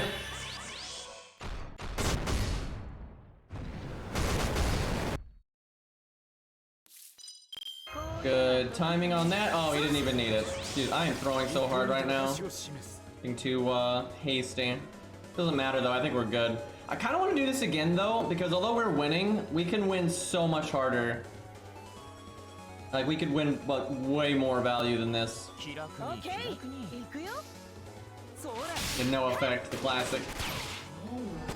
Because we could get a lot more out of Martha, and like if we waited to do the NP seal, like, can we just have story replay? Because we could definitely get extra value. This did go a lot better though, because we're not even at our final units. We've got other, we got like one more unit in the back. Or was Kojiro the last one? I don't think he was. Oh my god, she's got invulnerability again. This is such an annoying fight.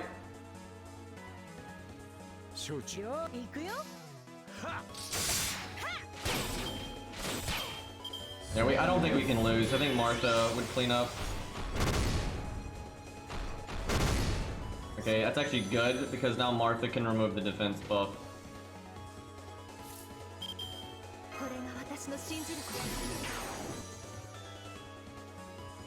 Do I want to remove the defense downs? No, I can wait.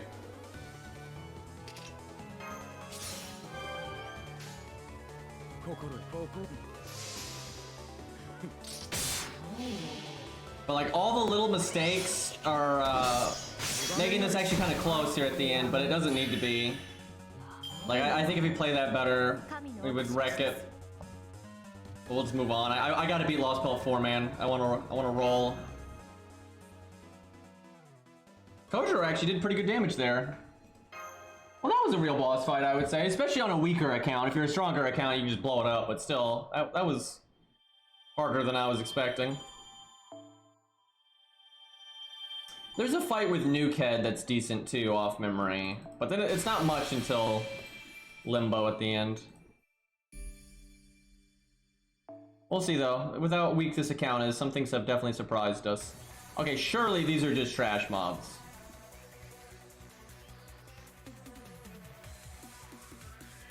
I might even bring a unit just to give Bond. We won't even use them, we'll put them in the back here. Getting cocky, chat.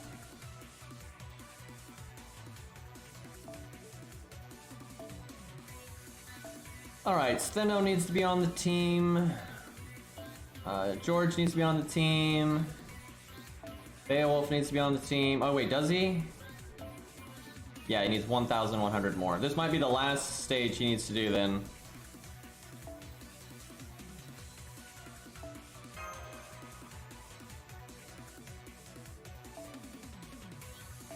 If this is a boss fight, we are ultra dead. But I don't think it's a boss fight.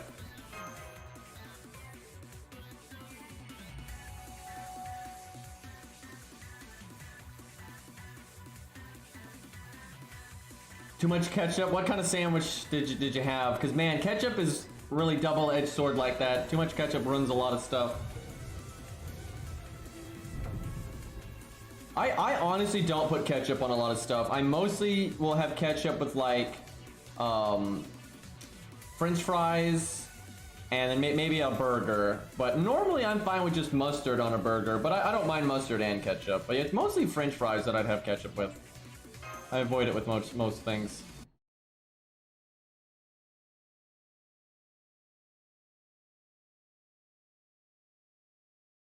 There's only one fight with Hot Wheels that's like a real deal, and it's not that bad off memory.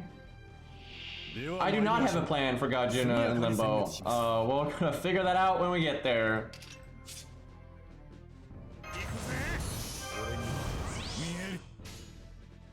Oh great. Now we've got... Dude. Now we've got... So card effectiveness down for all types is NP down. And then we also have NP down. So our total like NP down here is so high. That's ridiculous, dude. Do I need to attack up Arash? I don't think so.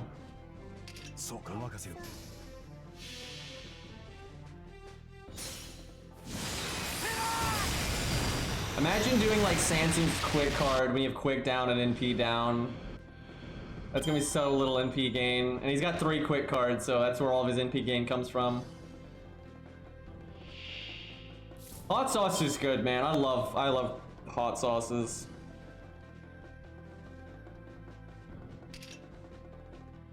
$70K.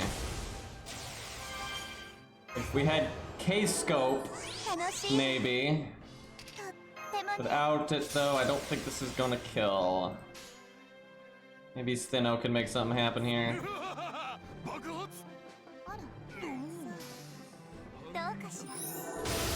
55K, we can probably do that.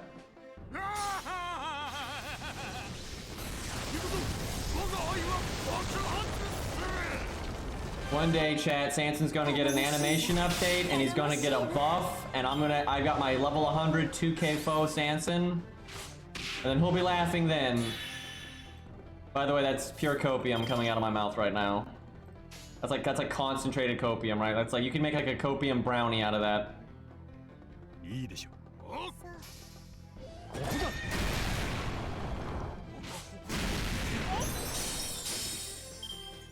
What's sad is if he just gets kind of an okay buff, he'll still be bad. Like he would need a pretty radical buff to be a good unit. Unless you're fighting an enemy that's evil and you like can't counterclass, like an Avenger, and you're doing low stars or a Berserker, and then there's also debuff, so his second skill's good. Then you're getting into some good territory there. But that's about it. All right, we don't have to bring Beowulf anymore, so that makes our lives a bit easier. I'll just be so glad when George is done, because then Stheno is the only unit we have to bring for Bond, and then anyone else we bring can just be like working on getting their interlude, you know, one at a time or whatever. That's much simpler. This could be Nuke Head, but I don't think they do that so soon. It's probably just trash. Who the fuck is this, by the way? I have no idea. Probably gonna get nuked. I don't think the unit we summon is going to matter in the slightest. Okay, we don't need this anymore. Do I need to work on anyone's Bond right now for an interlude? Who would I level soon? Really, I need to level this. I know we were like, we're going to use Proto Coup instead of Coup, but like, who the fuck is the DPS for Fluffy right now? Right? Like, this is the best DPS option for budget against Fluffy. There's no competition. He is the best one. Like, 1,000,000% I need to level regular Coup. And also because of, do we have Enkidu on this account? I would laugh if we did. I guess I could pick him for my free 5-star. But, I kind of want to wait to pick my free 5-star until we roll for Asclepius and see what we get. What is Ku's Bond anyway? Just to be safe, I probably should get him some Bond because I don't know what I'm going to level next. So if I've got an extra space on the team, I'll just do that for now. But Stheno the DPS for Fluffy, yeah right, yeah right.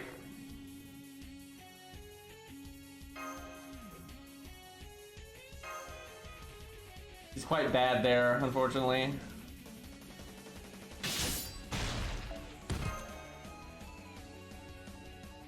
If I got Enkidu from story rolls, I could pick Enkidu for my free 5-star, then we have NP2 Enkidu, and then there's your DPS for Fluffy. I'm serious, if you want to get through the story on your own, right, you don't want to get carried by supports a lot, and actually you can't get carried against Fluffy anyway, because you can't summon a friend support.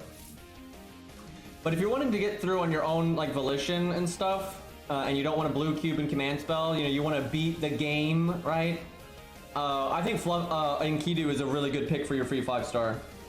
Because for those that don't know, on JP now, if you make a new account, forever, like everyone just gets a free 5-star on JP now. Every account does. And if you make an account a year from now, you get a free 5-star. It's just something that every account comes with now.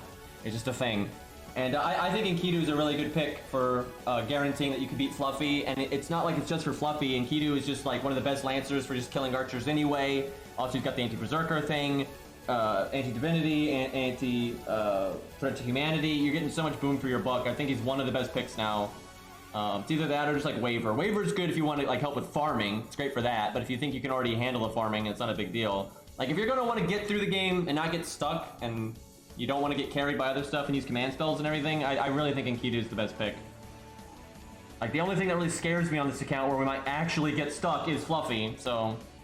And the few other fights, I'm like, that could be a problem too, like Demeter and Zeus. Those could be problems. Enkidu is amazing for those fights. Kualter's good, but I don't think he's as good. I don't think Kualter's half as good as Enkidu anymore when it comes to what I'm talking about.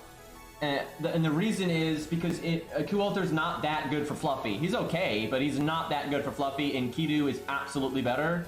And what other boss fight do you need a unit as strong as Kualter for that you could get stuck on? Like, there's nothing, right? You don't need him for anything. Like, yeah, Kualter's good, and Kualter can definitely help you in challenge quests that might come up. We don't know what challenge quests are going to come down the pipeline, right? You could add anything at any time. Kualter is not that good for Zeus. He's not bad for it, but you don't need him for that at all. And Enkidu completely destroys Zeus too, right? Like anything Kualter will help you with, Enkidu will also help you with, oftentimes more. And, you know, also a lot of those other bosses you can just beat with regular free-to-play units like Ushi and Ku and, you know, whatever you happen to get. The only fight that's like a massive roadblock is like Demeter, Zeus, Fluffy. Those are the 3 massive roadblocks. And Enkidu beats the shit out of all 3 of those. Where Kualter's okay for those, but I don't think he's absolutely not as good as Enkidu for those. Like, no way. Especially Fluffy. And Fluffy is the hardest of those 3. Joan of Arc's a good pick too. And you can also customize your pick based on what you get, right? Because you might pull a unit that's going to be good for Fluffy, right? You might pull a unit that's super good for it, and then you're like, oh, okay, well, I'm not going to use Enkidu then. Well, I'll pick Waver or something, right? Or I'll pick Tam, right? Or some of that nonsense.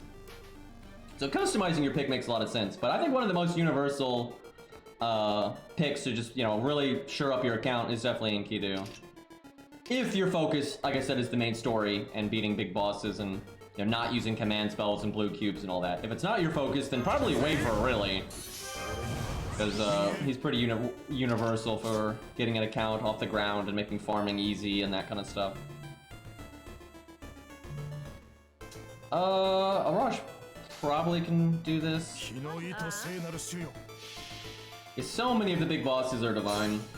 And like, I'm not saying Kualter's a bad pick. I'm absolutely not saying that, because he will help with the big bosses as well. Like, surely. And he's good for other, you know, random stuff that might come down the pipeline. So he's not a bad pick, of course not. But I really do think Enkidu is like the one boss that worries me on this account is Fluffy. It absolutely is the one boss that worries me. And the best thing I could do to make sure I could beat Fluffy is picking Enkidu. That is no question. That's the best thing I could do. It would do that, and then level my own Ku, and then I could handle it. And then roll story to get Asclepius, right? Because he's good there as well. So if Canis was a buffer, we could probably clear this wave. Should have already cast that on her, so we made stars here.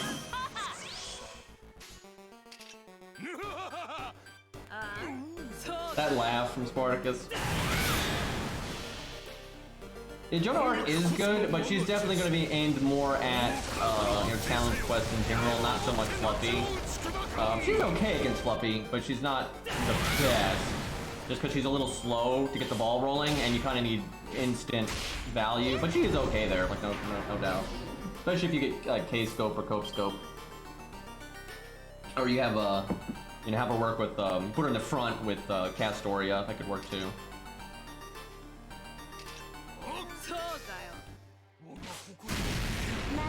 Yeah, I think in terms of looking at challenging content though, especially the main story, but a mixture of the main story and challenge quests, I would say the top picks are, in no specific order, although some of these are better than others, but Enkidu, Waver, Ku Alter, Joan of Arc, and still Tam. I think Tam's pretty good. And Ozzy. Actually, Ozzy's no joke. I think he is the best DPS rider in the game. There just haven't been that many nasty casters other than Demeter. But he also has some nice support while he's at it with the buff success chance and the battery and everything else. Like I think Ozzy is a damn good pick because he's one of the best units at neutral.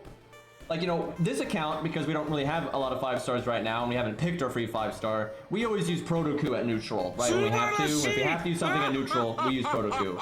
But if we had picked Ozzy as our free 5-star and we've been leveling that up, Ozzy would be way better at neutral than Protoku. No offense to Protoku, but Ozzy's way better than Quetz these days. Like, Quetz is good, but Ozzy was better than her to begin with, although it was very close. They were basically tied. But then they buffed Ozzy, and they buffed Quetz too, but Ozzy's buff was bigger. But then they buffed Ozzy again. So he is way ahead of Quetz now. But they're both good enough that if you need them to, like, go murder a Berserker or go murder a caster, they're both really good at it. But Ozzy is better at it, and then Ozzy just has way more universal value. Because he gives your team battery, he gives your team buff success chance, he gives the team attack. Like, he basically does exactly what Quetz does, but more. And he's just disgusting now. Like, them double buffing him back to back like that was just ridiculous. I have no idea why they did that. It's hilarious, but I will say, someone has to be the best rider, and I guess lore-wise, it makes sense for it to be Ozzy, so I won't complain. But yeah, they did go pretty extreme there. Thankfully, though, there's so many good riders, it's pretty easy to just use whichever one you like the most. It generally works out.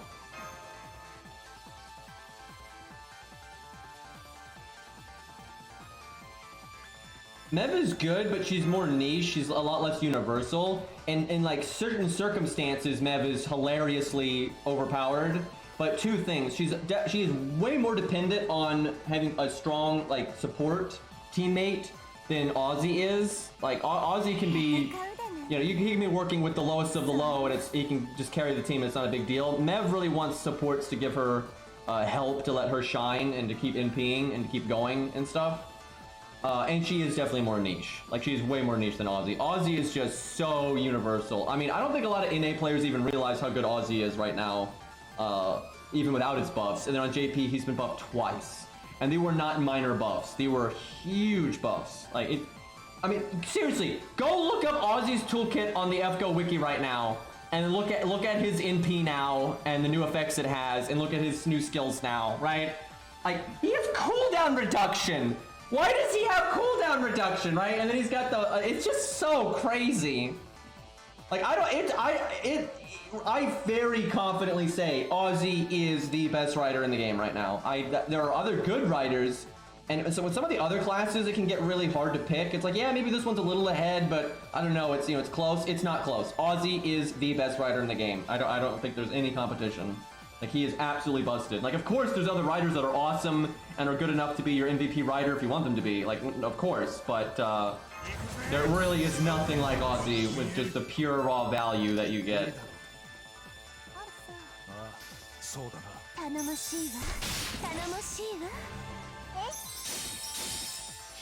Ozzy did not lose to Gramps, and also that's Grand Gramps. You imagine like Ozzy getting summoned as a Grand Rider, right? That would just be so absurd. But even against as a regular, actually he's nerfed. Ozzy is nerfed in Camelot. He's weaker there than he normally is. So nerfed Ozzy still stalemates with Grand Assassin Gramps. But like Gramps that you can summon normal in Chaldea is not a Grand anymore. So if you had that version of Gramps versus regular Ozzy, Ozzy would wipe the floor with him. Let's see, 50k. Oh god, why did I bring what I brought? Let's see. Porticus can probably do this, especially if I use my first skill on... Dude, oh man, Percival with double NP gain down that's awful, man. And somehow he has not gotten a single NP gain card, I think I don't think he's even gotten a card this entire time. He might have got like a Buster card hand 1, but he hasn't gotten a damn thing. Well, we're not NPing anytime soon with Percival. I guess I don't do Percival's first skill then, because we have a second anyway.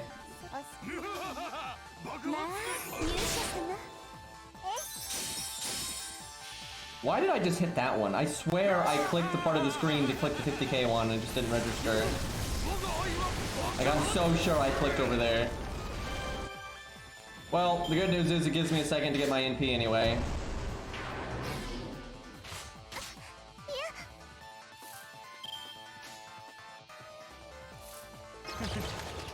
I could kill them both, but I'm not going to because I want to get attacked to get NP.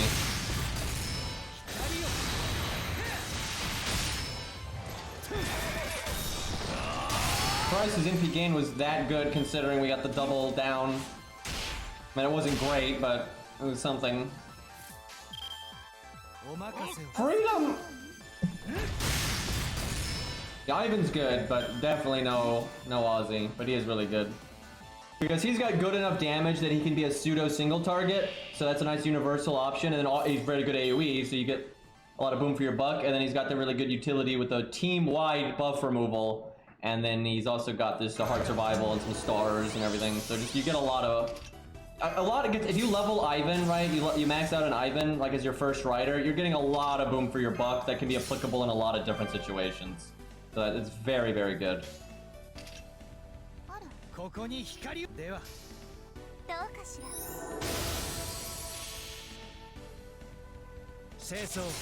don't think Ivan's the best AoE rider. The best AoE rider is a lot harder just because it's not like with Ozzy where he's just such a clear winner. Where with AoE it's a lot more iffy. Because Achilles is really good. He doesn't have the utility like Ivan, but he's got way more loopability, and the taunt can be huge. So they're just apples and oranges. But even if you count AoE, Ozzy is still the best. Like if you take all riders, Ozzy is the best. Obviously, he's not the best AoE rider, but if you have, for example, if you have to use a single target, if you have to use a single target rider and where you prefer to have an AoE one, Ozzy will still do incredibly well, and then he's so good at single target and single target situations that overall I think he's better than all the AoE riders if they have to be in a single target situation. Like the total value is just better on Ozzy. Drake is good, but she's definitely no Ivan. She's great for farming though, specifically just because of the 50% battery. That's really good. But she's great because she's got Pierce and vulnerability and all that stuff. Like she's totally fine. Yeah, Drake's good, Achilles is good, Ivan's good.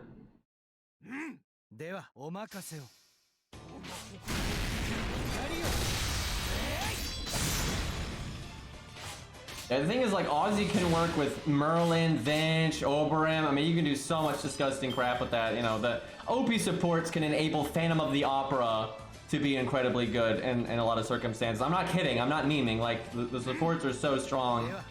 But the thing is, that doesn't say anything about the unit, and that doesn't help that unit help you, right? Like, if this account, like right here, like a weaker account, is going to summon a unit to help it out, you know, how good that unit is quite relevant.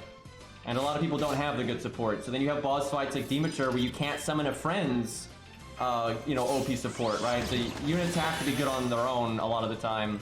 And a lot of people just aren't going to have those strong supports. So units' own value is still very relevant. Like, not everyone's a whale. And even a lot of whales don't have a lot of the supports because they just started playing the game after the raid ups happened and stuff, so.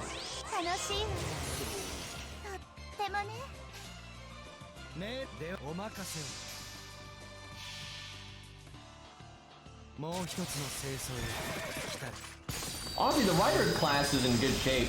Like I mean, Black Bart's not. Black Bart's in terrible shape, but there's a lot of good. I mean, because Odysseus is good, Awamo's fine.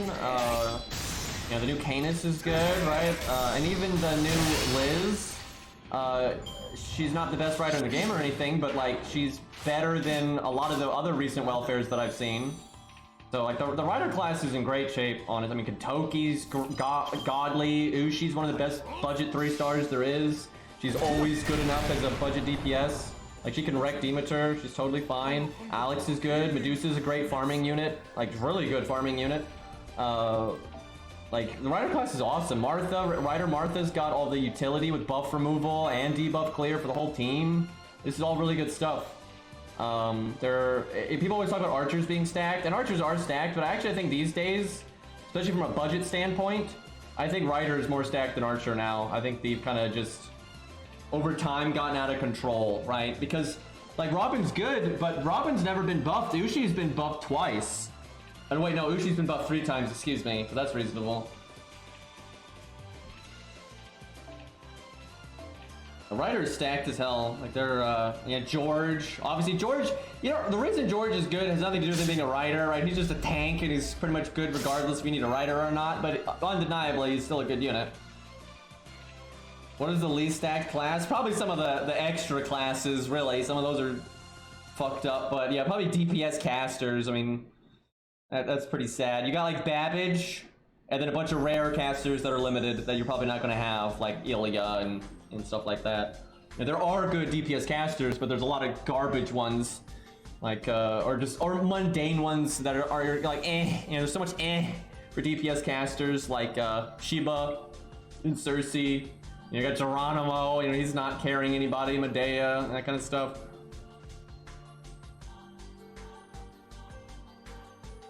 We do got a lot of trash right now. Kind of want to summon something that can just NP, boom, boom. Maybe change Percival's CE here. Because I suspect we're going to be fighting a lot of trash mobs for a bit.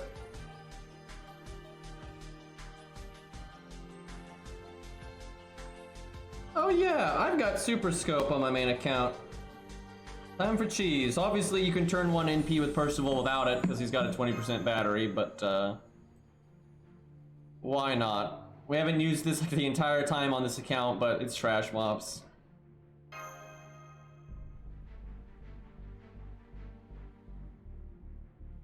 I think they should add a 3-star ruler, that'd be fine.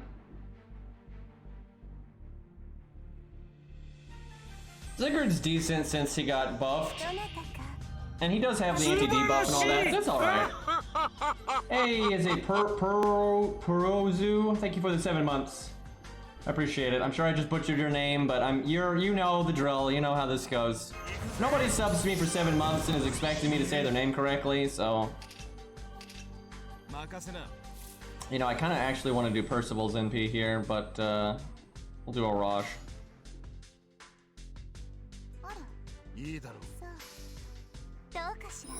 Yeah, Zicker's alright. He can crit, he can NP, he's got guts. In some boss fights, guts is abnormally good. He's got anti-debuff, and that's actually really nice, and he can even give it to someone else in a pinch. Like, overall, that's pretty nice stuff. Got very good damage. He's not as good as Masashi, he's not as good as Okita, but most things are not. And at least he's in punching distance now, where he used to be so far behind.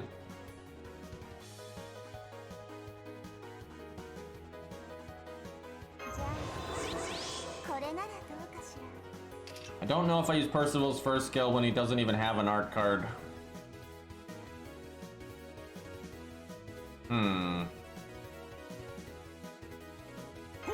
Guess we're gonna double NP and then try to get Percival's NP again.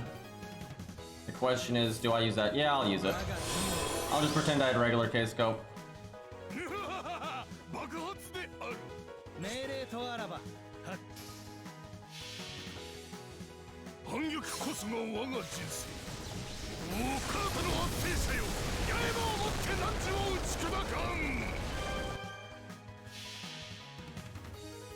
That rider is not even going to be close to death.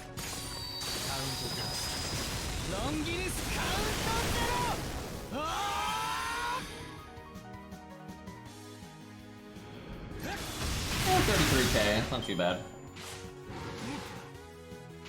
Also, by the way, rider chimeras I could do without.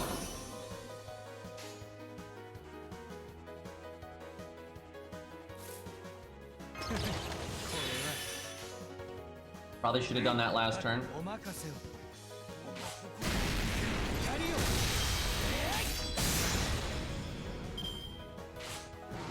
Chimeras don't have anything with a high hit count though. They're one hit no matter what.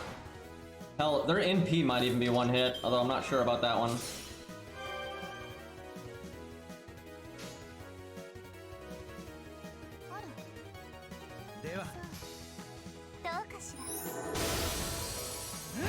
So, because the NP down and the art down from the permanent gimmick apply to all 3 hits when we NP with Percival, I'm quite sure he'd have his NP right now.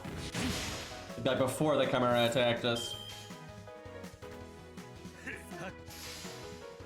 Man, we almost died there. Yeah, I've got Jekyll's 3rd skill too, actually. At least it's a good one. The passive. Oh. Hi. Crap, I shouldn't have gotten rid of so much of my health. So he should be immune to this. Yep. I like how it doesn't even say guard, it says no effect.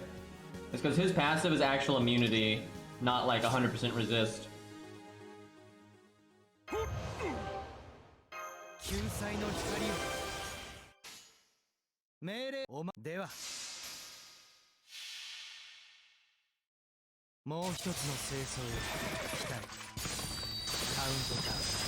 Man, I ain't doing crap for Christmas. I'm such a Scrooge.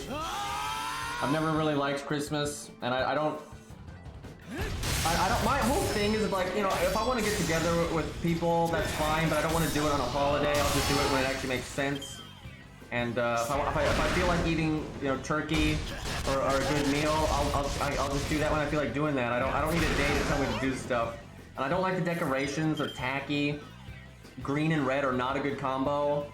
I love green to death, and it does not look good with red 95% of the time. So I mean, you get surrounded by it on Christmas, and I'm like, this sucks.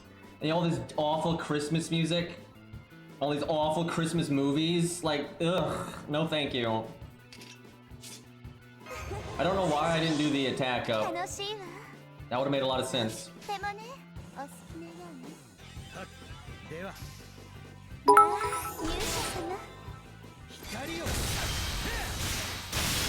This emote was made for green, yeah. Look, the Grinch is green, and he doesn't have any weird red on him. Way better. Like Green isn't watching the Hallmark channel on a second monitor. Dear God, I would lose my mind. I could not survive. Okay, I'm taunting so I can get my MP. Should be no problem.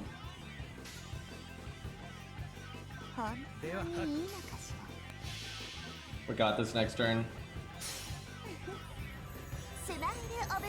My favorite scene in Bad Santa, and mind you, I haven't actually seen the entire movie. I've just seen bits of it here and there.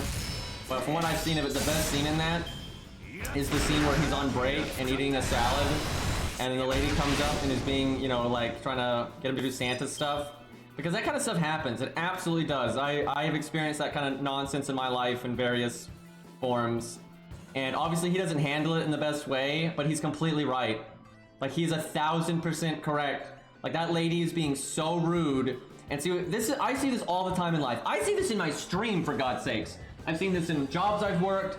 I've seen this in a lot of human interactions, where someone will speak in a polite way, they will smile, and things like that, but they will be doing an action or asking you something of you, or treating you in a way that is unbelievably rude, right?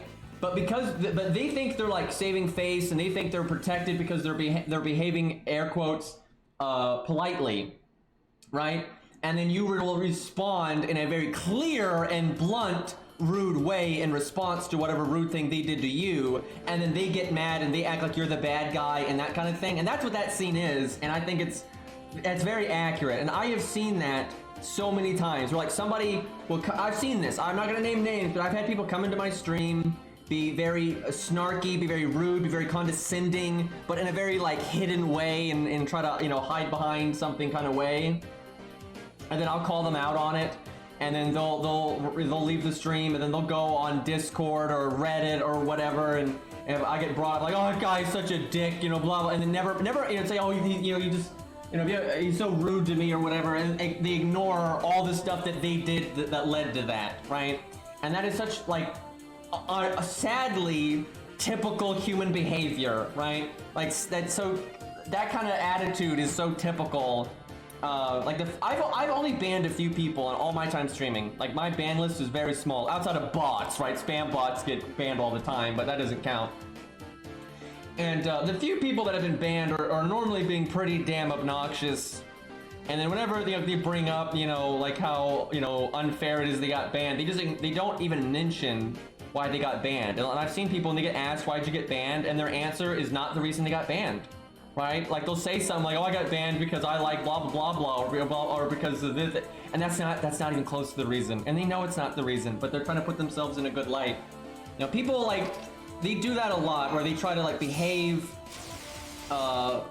in a rude way, but in a way where like you kind of, it's kind of hidden, right? And if someone just comes out and then is very rude back to you, then they act like surprise Pikachu, right? So yeah, back on Bad Santa, that scene where he's eating a salad and that lady's being a rude piece of shit, right? That's exactly what I'm talking about. So that scene's great, right? I can get behind that. You know what? I'm gonna drain here. Yeah, no NP for you. I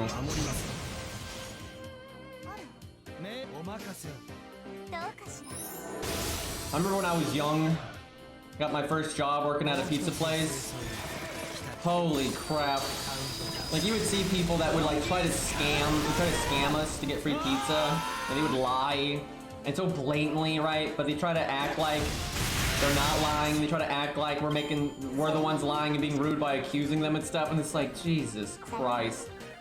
It would just, people can be really pathetic out there, man.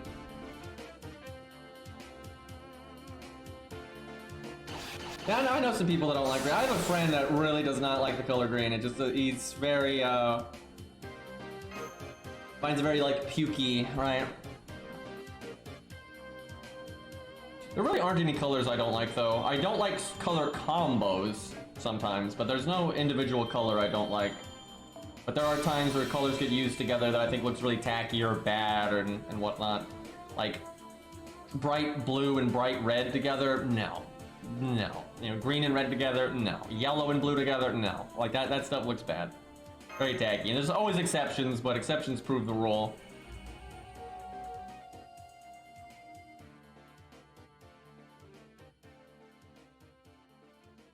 Dude, I would not want to work security in like a busy place. You know, some places like security can be pretty chill, but I've seen some of the stuff security people had to put up with, and yeah, I could not stand it. But yeah, there's a lot of rude and entitled people out there.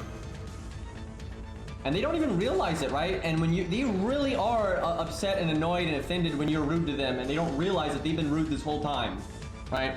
Because I'll totally admit it, there are times that I'm very fucking rude, but I almost always will do it in response to somebody being presumptuous of me or being rude to me. Like, that's generally when I'll do it. I don't walk up to a stranger on the street and be rude. I don't do that. I actually go really far out of my way to, when I don't know somebody, to be polite and reasonable to them. Dude, working at a cinema, I think it would just be so crap because you have to work holidays big time because movie theaters and stuff are crazy busy on holidays. And then you still have to deal with, you know, the typical dealing with the public stuff. You know what? Let's go coup with Black Grail. So, not so good at getting our NP here, but big damage.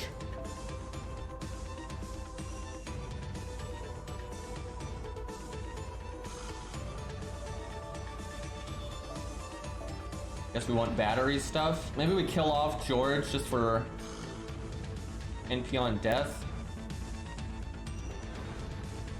Hopefully the boss is capable. You know what? We'll do that. Level 1 George. There we go.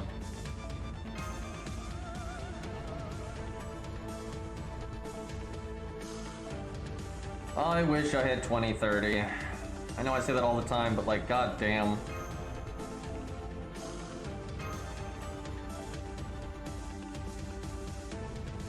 the only other battery I've got. We need Stheno Bond. How's she doing? Please tell me she's almost Bond 8. Yes, actually, she is. Okay. But George. Almost Bond 9. Okay. Progress.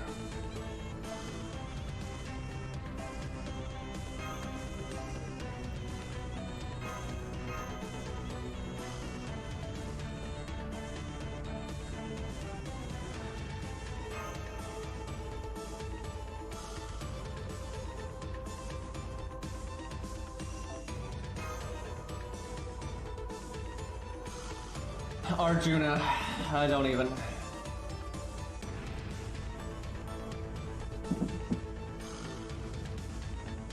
I guess, I imagine if you work at a movie theater, you probably do get to watch movies for free a lot. Right, especially if you're like working the projection. I don't know if you still even do it that way though. I don't go to movie theaters anymore. But you have to actually care, right? Because like for example, if I worked at a movie theater, I wouldn't care about being able to watch like all these mainstream movies coming out. I don't care to watch like 95% of them. Like yeah, for the 5% I care about, it'd be nice, but it's kind of it. All right, get George out of here. Oh, we can art chain though. How about that?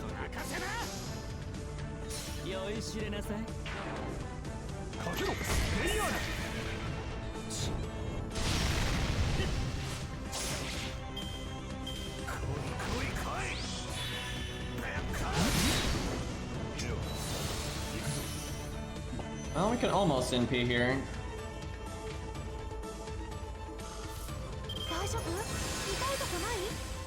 Guarded the defense down.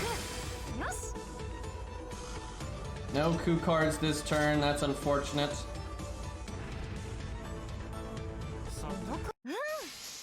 I'll probably get my NP next turn. Unless someone dies. I should have NP'd there because I could switch in Qingong. I want to cast 3 NPs for the damage. Let me think. I can NP right now with Qingong. Okay, here's what we do. We'll cut Hans because he probably wouldn't land the fucking attack buff anyway. Oh, but I could do Stheno and she gives way more damage up. I've got 2 turns on this. We'll wait a turn. And then maybe Hans will actually be a bro here. Better to overcharge Hans, he can actually get a bigger attack up.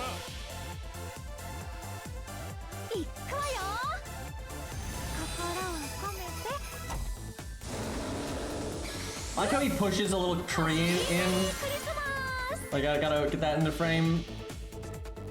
Did I give Stheno? Damn it, I don't think I gave Stheno Cope Scope. If I had, she could do her defense down. And that'd be more damage.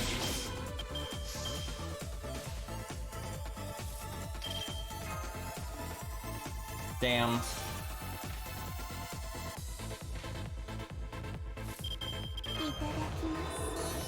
You know, with the 80%, she can always get it. I wish Ku had taken damage, because he'd lower health, bigger attack up.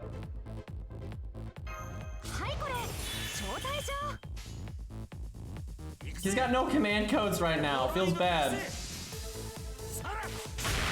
Wow. I'm pretty sure Ash is dead. Yeah, that's, you know, for this account, how scuffed it is, and all of our skill ranks are really low. That's pretty good. That's pretty good. I could obviously do a hell of a lot better in my main, but I'll take it. Yeah, Ash died pretty hard there. And then if he had lived so we could do our Buster card, it would have done like 140 or something.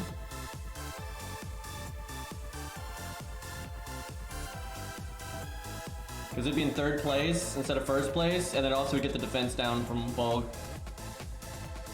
Hell, it might have done a little bit more than 140 actually.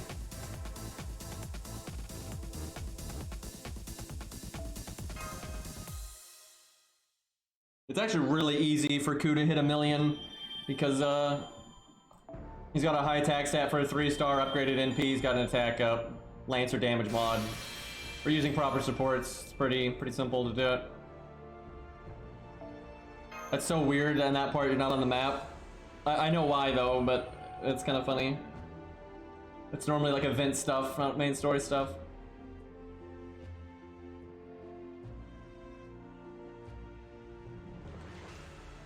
What chapter are we on? There's no way we're getting this done today, which sucks because 6.5's tomorrow. But I do think 6.5 is going to be loaded with time gating bullshit. So I actually suspect we're going to get Lostbelt 4 done in the next day or two, even with 6.5. Unless 6.5 is just way more stacked than I'm thinking.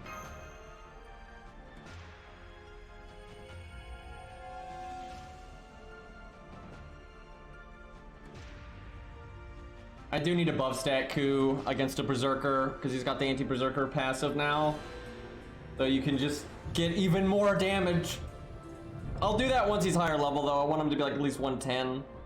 It's just so hard getting coup coins. Chat, I'm probably gonna roll a bit on the new units just because I don't mind them. These seem cool. I'll make up my mind once I see like their voice acting and their animations. If they're like, I don't like them at all, then I'll probably still wait.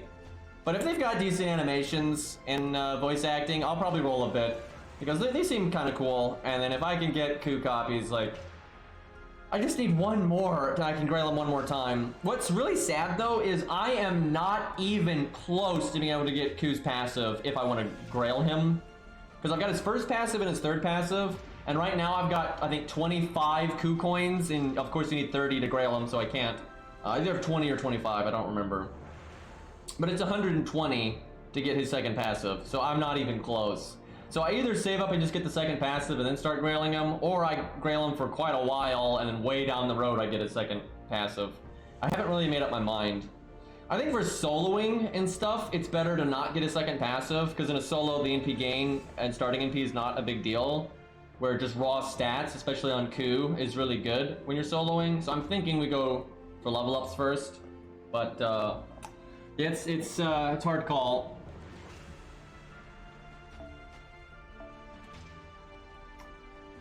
Don't think this is a boss fight, because I can't think of any assassin boss fights, especially when you fight a Lancer, so I think we can go with whatever. Man, Mordred gets to NP turn 1 with a 50% starting NP CE.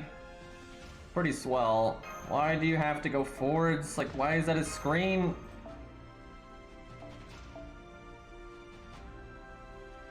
There's Lancers here, maybe I don't bring a Rosh.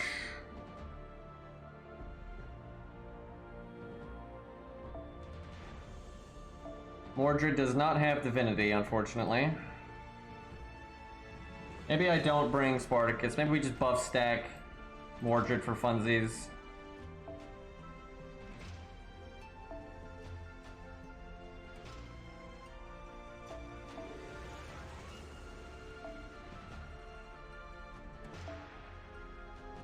Don't really have another buffer. I'll bring regular coup.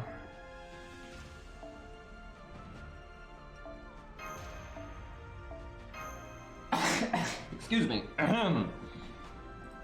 Normally I turn my mic off for that, but sometimes they sneak up on you.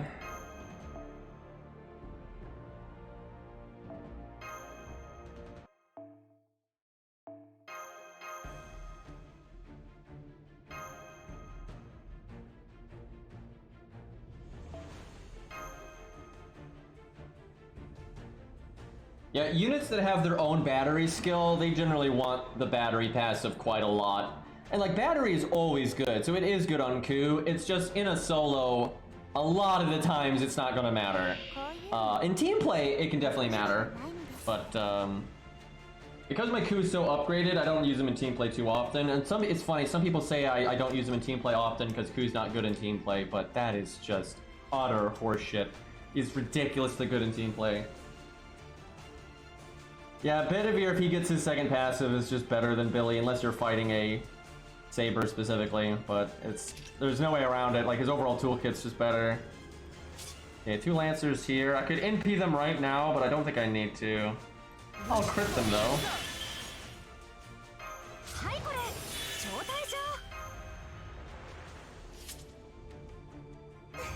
Probably don't need that buff, but let's see if we can go fast.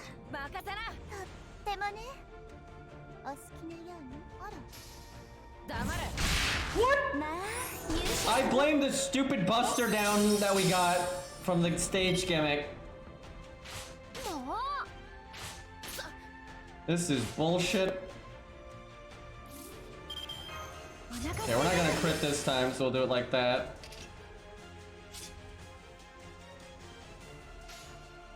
I wish someone else had a buster card. I could Stheno NP, but guess I'll just do that NP so I don't have to cast it later.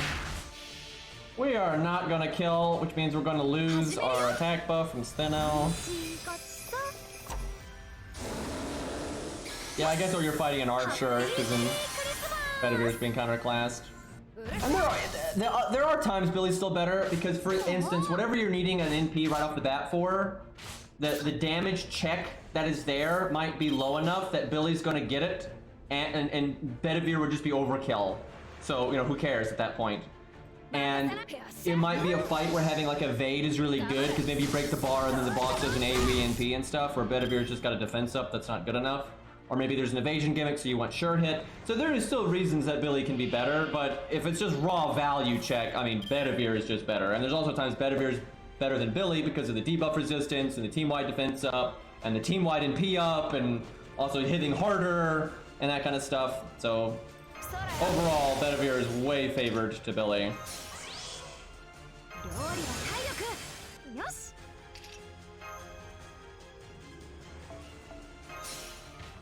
All right, what Shingal can do for us here.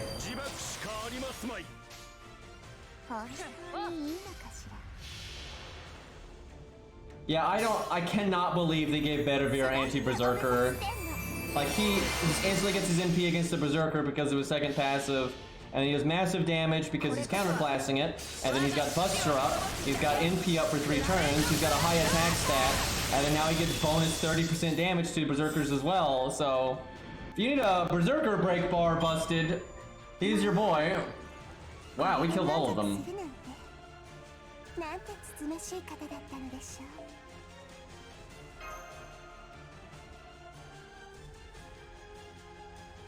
To counter Berserker Ackervane.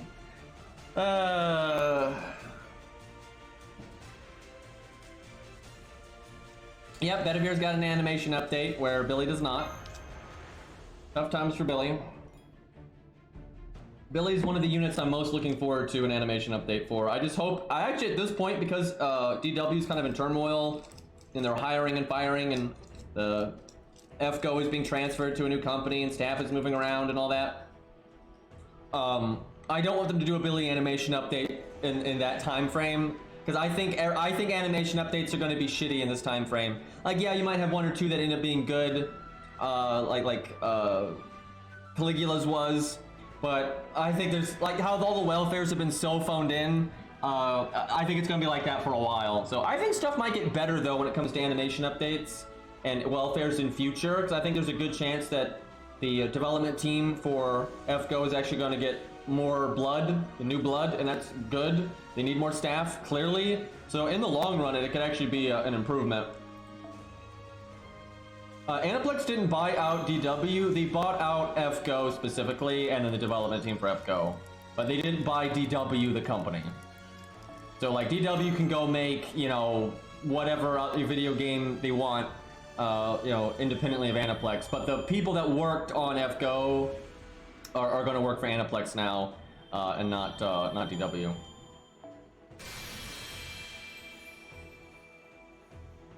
And then they're going to make a new company under Aniplex, but they're just, that's just a name thing. It doesn't mean anything. Like, they're going to just work for Aniplex.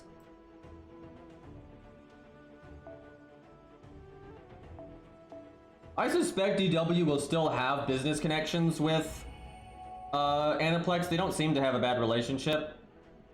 So I suspect they'll still have dealings with Aniplex. It's just they're not going to be the ones directly doing the development work on FGO.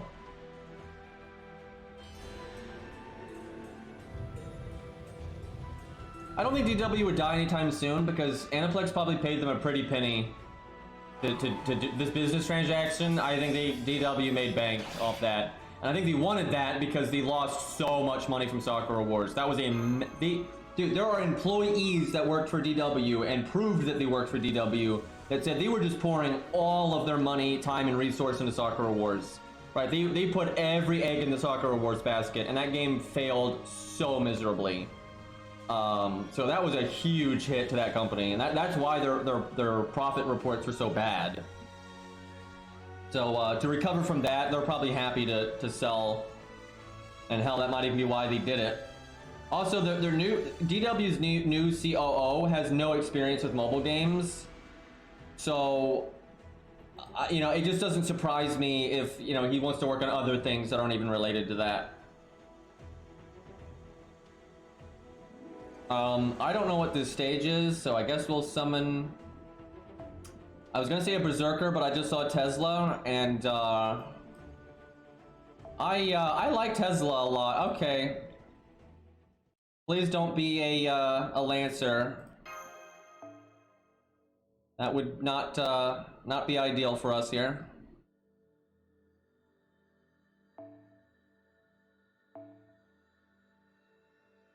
Okay, they have double star bomb. That's fine.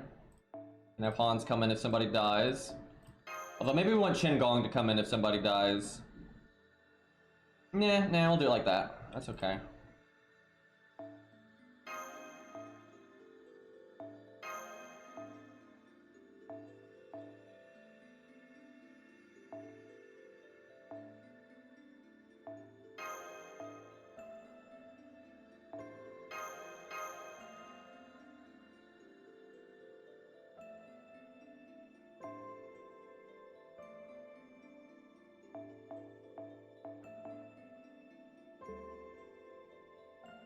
Garden of Avalon theme right here.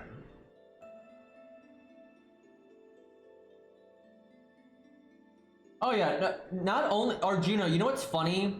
The Blaze Blue game made the exact same mistake as Sakura Wars, and it also died. And I saw loads of people that they weren't really Blaze Blue fans. I doubt they were necessarily FGO fans, no way to know, but they were just mobile game fans in general. And I saw so many people so clearly articulate, you know, what was wrong with the Blaze Blue game, and it was basically they made a mobile game from 10 years ago, and that's not relevant anymore, right? And what they were literally talking about is FGO. FGO is what was popular back then, right? You know, 7 years ago. But like, they started making that Blaze Blue game a long time ago, and it's not a secret. It is so obvious that game was copying FGO on so many fronts. I mean, it is so similar to FGO. They have like craft essences, you limit break in the same way. Just everything about that, the same kind of account system. That game is so similar to FGO, but it's FGO, but even older, right? It's like how FGO was 7 years ago, and it's got less production quality, and it's got less popular IP, and it failed miserably, and that's exactly what Sakura Wars does. You know, it's like, and that's why I wish the FGO community would stop being on copium, right? It's like, this is not a good formula. It's not.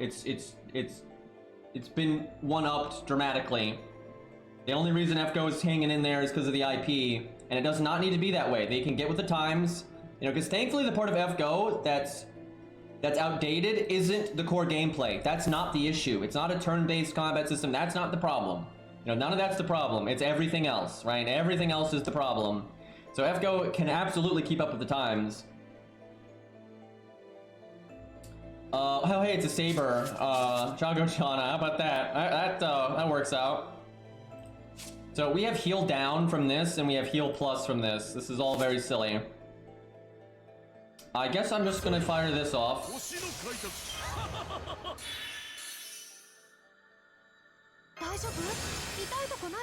I feel like something gets guarded on Martha's second skill every time, like no matter what. Although in this case, the enemy does have Goddess Essence, so fair enough. Still, I'm gonna taunt Tesla because he can take it because he's counterclassing and he'll get NP gain. You know what? I'm gonna cast this too. Sadly, we missed our NP up, but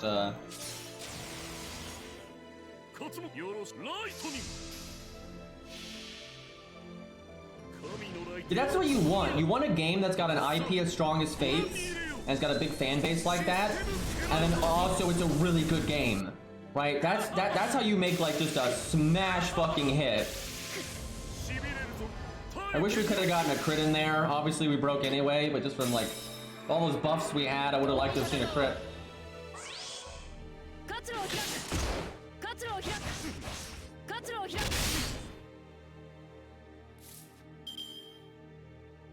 Oh, okay, we're already at 50%. And there is another 10 and another 20.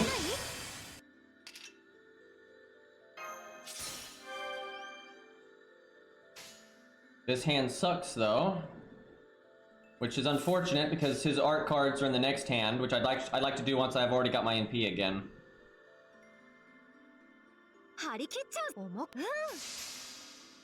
So I want Chakojana to attack Tesla a lot. Like hit me. You can triple crit me. We can take it.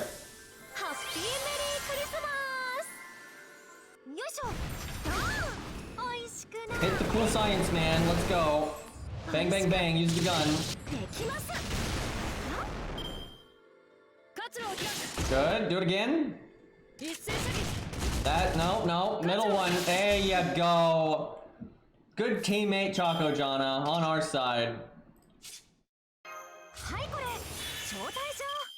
And look, now we got our NP buff, NP gain buff. We got double art crit.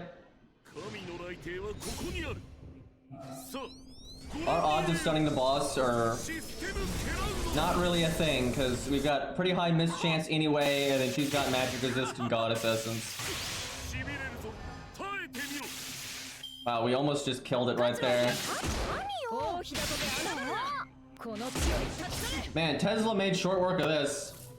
Imagine if we had meta supports, you just two-turn it. You lied to me.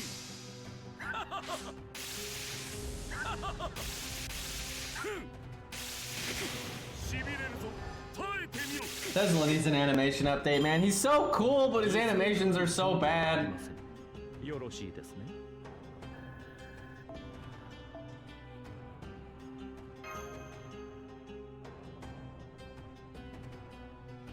We had the NP gain down buff that whole time too, so that was pretty good gain rate, I would say. If you fight her again, I'm pretty sure later. Lance, that's all the classes ever. It's probably trash.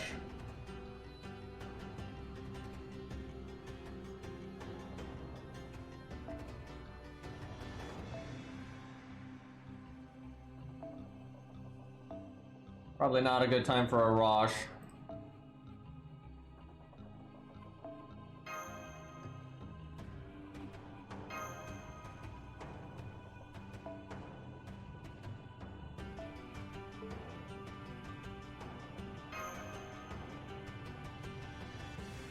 I love the added Christmas hat there. Oh yeah, she's a thing. She's had a pretty interesting story throughout. A lot of people think she's got like Ogla's original soul or something, and there's definitely plenty of stuff hinting towards that. Hard to say though.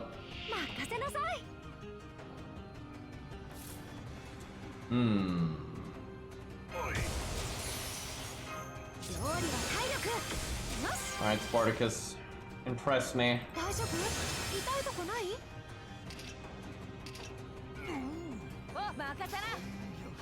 67k. We actually have a damage CE this time. Alright, solid.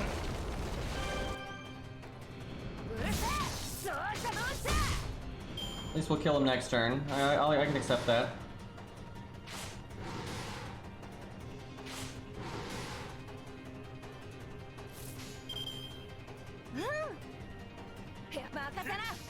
I really did enjoy though that elephant statue fight. I wish they'd kind of consistently mix fights of that quality, you know, through the beginning, in all stories. I wish you didn't have to wait until the end for the good stuff.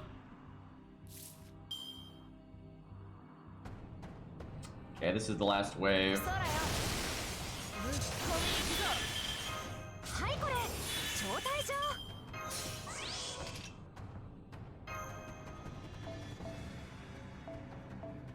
Take the raw attack up. Sadly, we're not divine, but it's still 20%.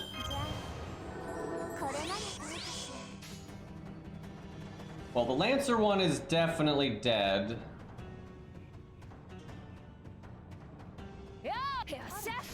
Let's see if we'll kill the caster, then Stheno hits the rider.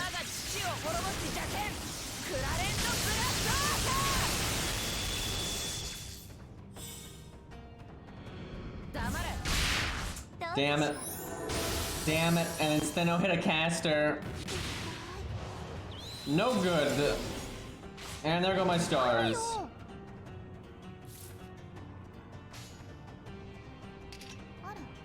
Let's see if she can get 26k with her little attack up. There we go. She actually has triple attack up. No! It's all wrong! Anyway, but yeah, Stheno had the CE and then the Divinity attack up and then regular attack up. So she had like 60% attack up right there.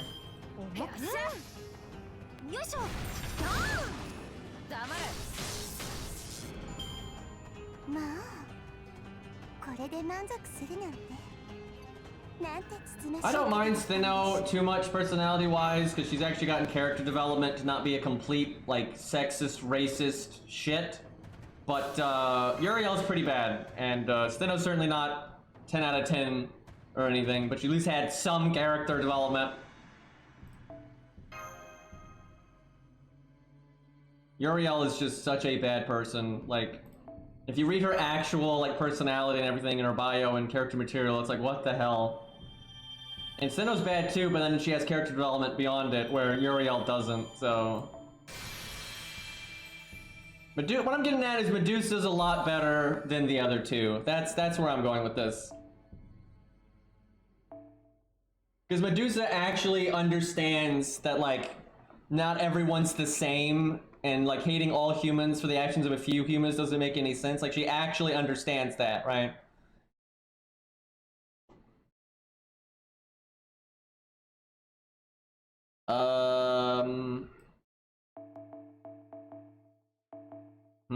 This might be Nukehead. I think you do fight Nukehead again. Is that this soon? Yeah, no, you do fight her again. I remember, and there's like gimmicks and crap. I have no idea if that's now or not, though. I feel like it's not. What chapter are we on? Chapter 9. I don't think so, but it is probably soon. I know it's not like that far into the game. I'm gonna say we're not there yet. Does Zaw have his passive for the battery? Game, you wanna show me the passives, game? No? Okay, let's look in here. He does, good man. And right as I see that, then Zaw says I do. So nice stream delay there. If these are all berserkers, we'll do it like Raj first. You know, I swear if this is a boss, I'm gonna put like Protoku in the back, just in case this is a boss. We'll do that. Double Spartacus, that's the good stuff.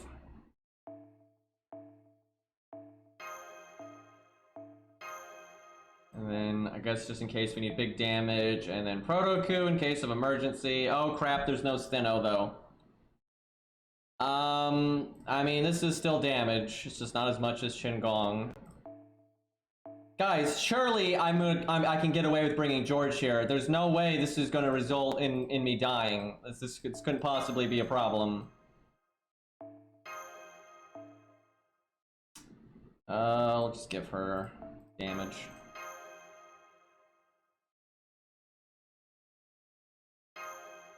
If this is the Nukehead fight, I'm so sure this team won't work, but I don't think it's that fight. Because I'm pretty sure that fight has 2 arrows. Like there's a fake one, like you fight her like a preview, and then you fight her for real, like back to back. And so this chapter's only 1 chapter, so I don't think it's this one.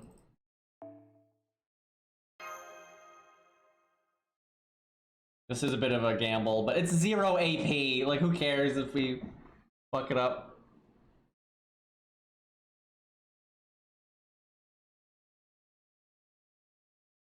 That probably is the next boss fight, though.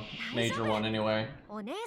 Okay, we got it. Oh, it's, Not waves, it's just 8 enemies.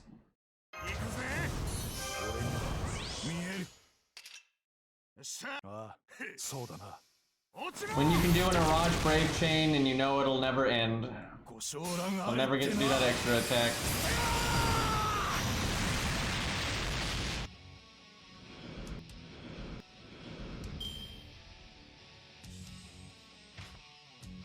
$51K. Okay, we do small Spartacus here. Spartacus Jr.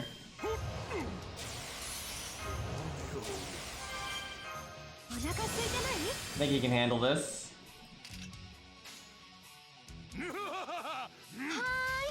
Spartacus Senior didn't get a single card there.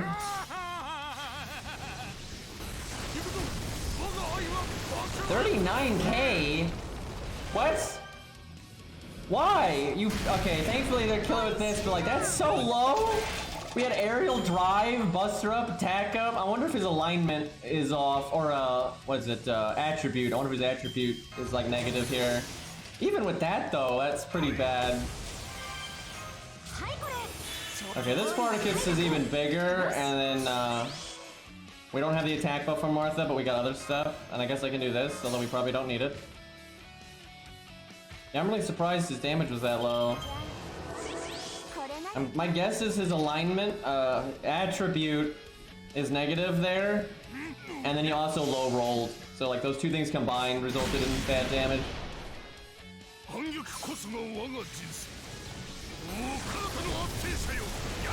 Now see, we're over here doing 113K there, so that's a little bit better.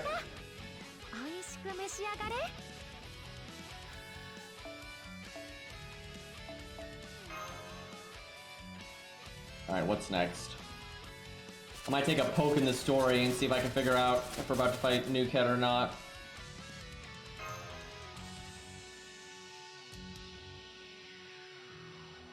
That didn't tell me anything.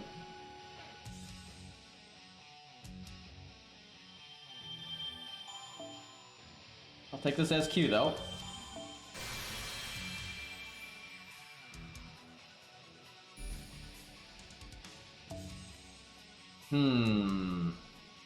Berserker again. Enough arrows that it could be it. Okay, I'll skim through this story here. I'll probably tell us.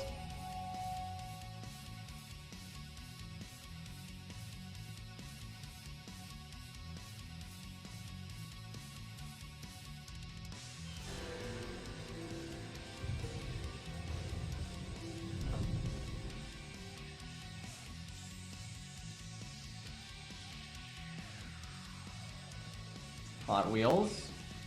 Okay, there's Nukehead. Good old William Tell. This might be it. Yeah, I think this is it, and that's definitely the background where you fight her. Yeah, I think this is Nukehead. Okay. I don't remember the gimmicks here, but I remember it's actually kind of annoying, but it's not that bad. It's like there's like a weird gimmick, as long as you respect it, you're good, and it's like really easy, but if you don't, it's actually a problem. Especially if your stats are low. Oh yeah, this is a Nukehead. No question.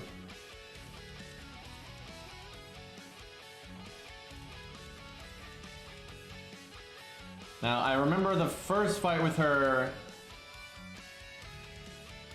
is, not a real fight. It's the second fight that's real.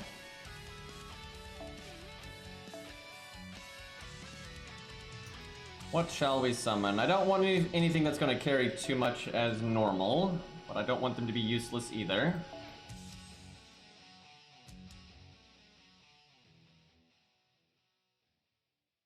So obviously we're doing Benkei, boys. That's the, he's gonna be so good. It's gotta work at some point. Okay, she has Divinity here, so that makes Martha's... When Martha's got her niche, that's a lot of damage. So I can get behind that. Alright, David's good, because the boss is AoE.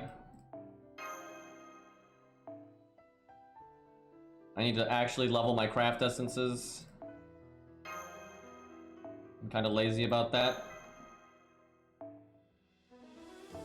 Stheno is terrible here, but I'm still trying to get Bond. George is terrible here, but I'm still trying to get Bond. I don't know if I know this is a boss fight, so I don't know if I want to be that stupid. I mean, just keep Proto Coup alive, forehead. I want that bond 9. 20k. Can you get bonus bond in any Epic of Remnant for George? He's not evil, he's not female, he's not Knight class, he's not a caster. I don't think so. I don't think George meets the criteria for any of the Epic of Remnant double bond. That is so lame. Thankfully Stheno does. She definitely gets the female one, clearly. She does not get the Knight class one. Is she evil? That would be really nice. If she's evil, then she gets 2 of them, and that's a hell of a lot of bond. Fuck, why are you chaotic good? God damn it, woman. Well, she at least gets 1, so we'll bring her like every stage on Agartha, but if you hit 2 of them, you get just so much bond, like it's nutty. What do we give her? Cope scope, I guess. We got buff removal or something. Alright, the next fight with Nukehead, though, I'm gonna take more seriously. I think I can be stupid here. Vapor Alter hits 3. Yep, you get evil, female, and Knight class, so. I think 3 is the most you can hit. I don't think there's any way to hit all 4. Because you can't be a Knight class and a caster.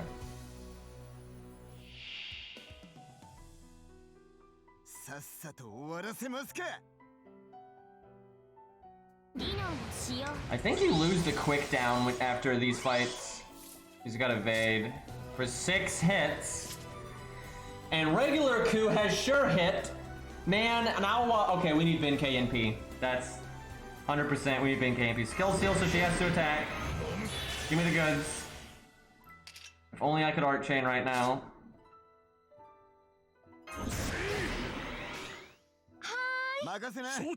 Come on, Bin K. He's gotta get his NP before we hit her 6 times for this to matter at all. Oh, it's RNG evade. What a great gimmick. Everybody enjoys that.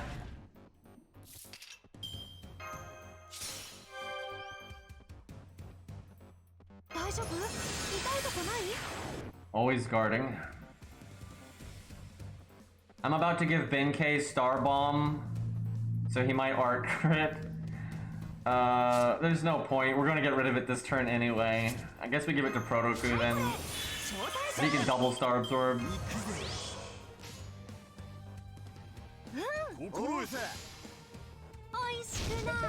Well, Ben K missed his chance to be useful.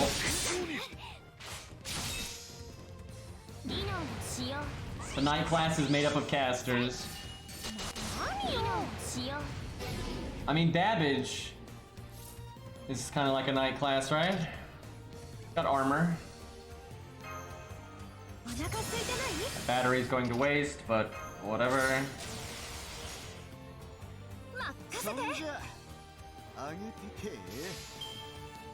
Alright. We have armor ignore. Proto Coup shtick. It's ought to do quite well, actually.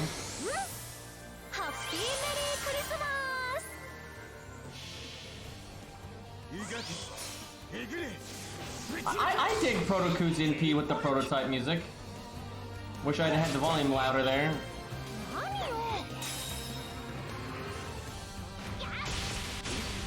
Man, a Proto Coup animation update, dude. He's so cool. Like, Proto Coup is so much cooler than regular Coup in terms of fashion. It's not even close, right? Like, Cou's a good character and everything.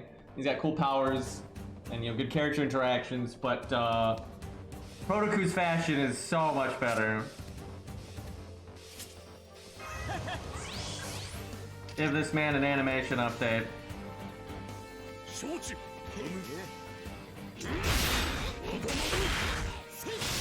33k, that was not the best. Actually surprised this fight is still going. I guess maybe you have to break 2 health bars. This is more of a fight than I was thinking. Thankfully the double, like, anti-NP stuff is slowing her down a lot, so that's good. Need David not to die. Alright. Bin-K can go out in a blaze of glory here. He's got his Yang CE proccing. How much did Bin-K do here, really, though? Like, if he could have NP'd and stuff, like maybe he could get stunned, that'd have been good, but he did not get to do that. Not gonna lie, Stheno's not really what I wanted to see here. I actually would like Martha, my writer Martha right now. That would be ideal. Get rid of the dots. They are the problem.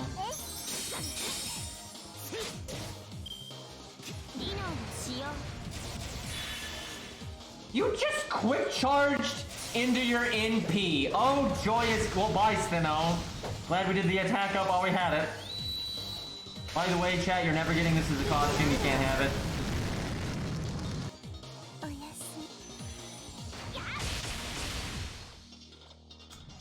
We have 3 burns on us. No! I know! We could have at least taken out that other health bar. Let me keep fighting. It's funny, I think the stage ends when she NPs, and that means all that anti-NP stuff I had was actually bad.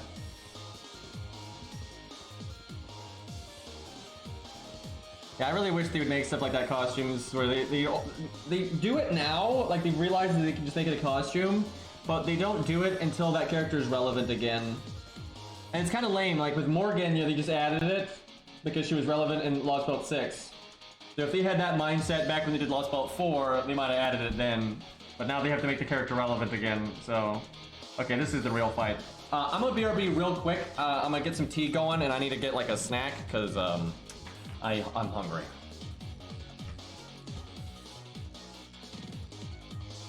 I wonder if this one has the evasion gimmick. I don't remember at all.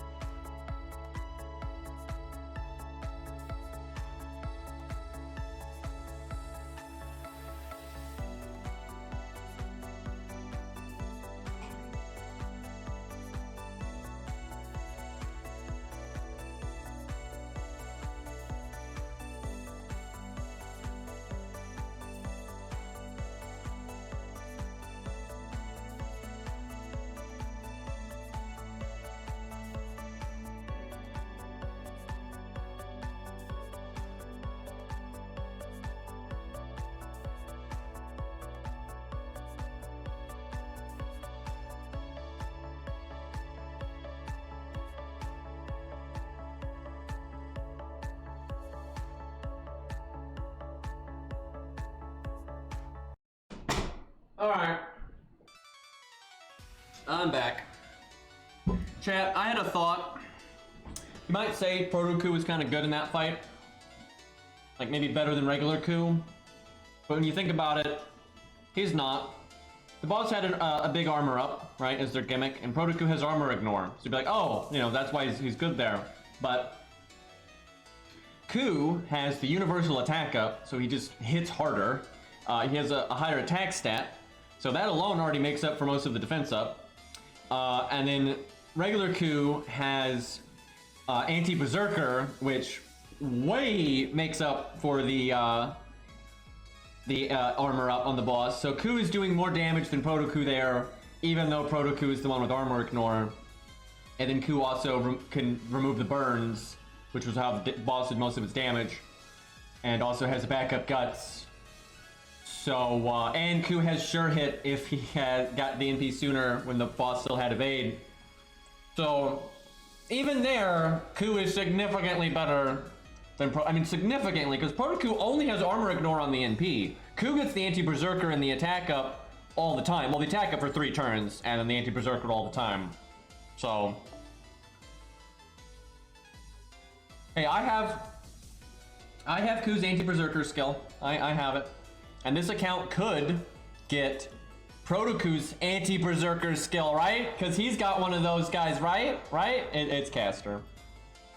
Which we'll buy eventually, just because we use Proto-Ku a lot, but, yeah, it could be better. Who shall we use? Look at that, like, right there, this Ku right here is better than our Proto-Ku. Like, no question.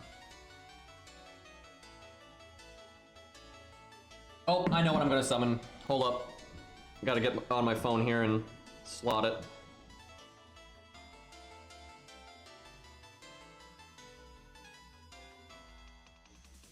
Man, I need to use Ryoma, the Lancer one. Gotta get some testing done with that. Okay, equip Golden Sumo because I'm not a heathen.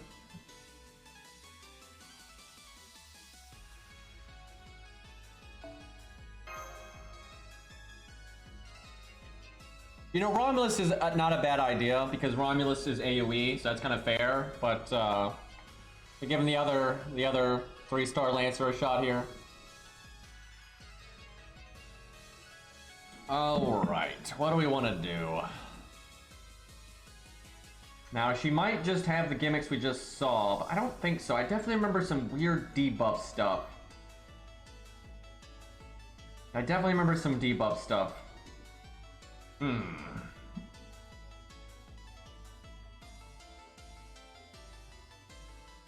Alright, let's go Proto-Ku as backup. Maybe we bring Martha if we want to deal with debuffs. We'll bring Atlas. Generally good. That, I gotta say, that Mystic Code looks a lot better on the female master than the male one. The male one is terrible. The poofy sleeves and all that, no. So much no.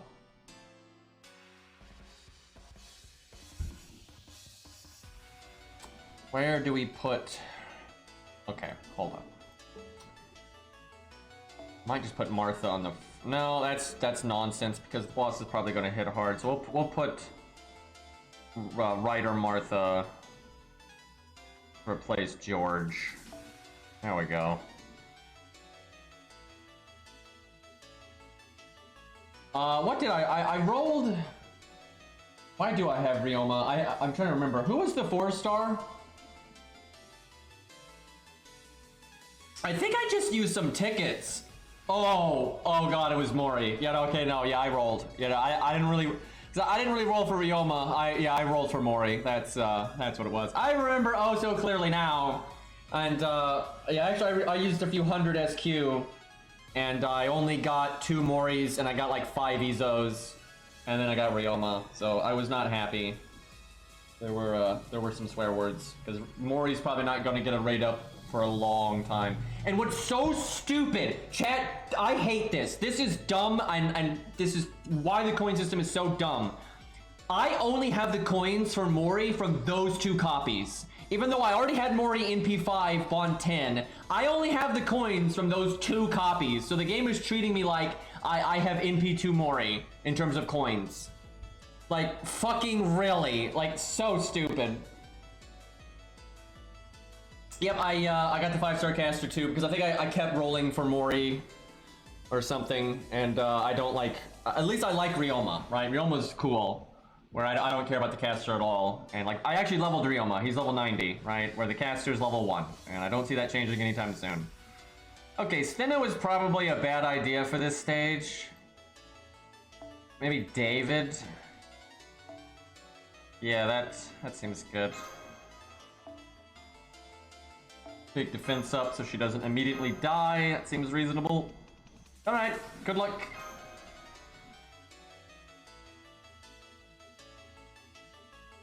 You get the coins for your previous rolls if they are a 4-star or a 5-star. But if they're a welfare or they are a 1 to 3-star, limited or not, you do not get the coins. The only coins you will get retroactively for low stars when the coin system comes to NA is the coins you get from Bond. So if you've got a favorite character, you definitely want to start getting them towards Bond 15 as far as you can get. You've got like a year and a half, obviously, before the coin system comes, so just... You know, just don't stress it, but like bring that unit all the time. Always put that unit in your back row to get Bond, right? Because it'll add up. In a year and a half, you can get a few ranks. That's a chunk of coins, and it can matter. Yeah, getting to Bond 15 doesn't give much, but it can be the difference. And it is enough to get some grails in, because each Bond, I think you get 20 coins for each Bond rank from 10 to 15, and it actually might be 9 to 15 that you actually get 20 per, and grailing is 30 coins, so that can help. Like, yeah, it's not the be-all end-all, but okay, so we have attack down, we have quick down, buster down, art down, so these two things combined are damage is garbage. I'm gonna do this right off the bat, and I'll use it with George's defense up and see if he can tank a bit longer than normal. That could be good. And then we shall make stars, I suppose. Thought about doing an art card first, but we'll make stars. With her star absorb thing, this could result in something good. Although we have quick down, so we actually make less stars too. Okay, see, for that turn, she didn't really do any damage, but now our attack down is gone, and she'll probably do plenty. Alright, I'll do this. No buster card, but it's good NP gain.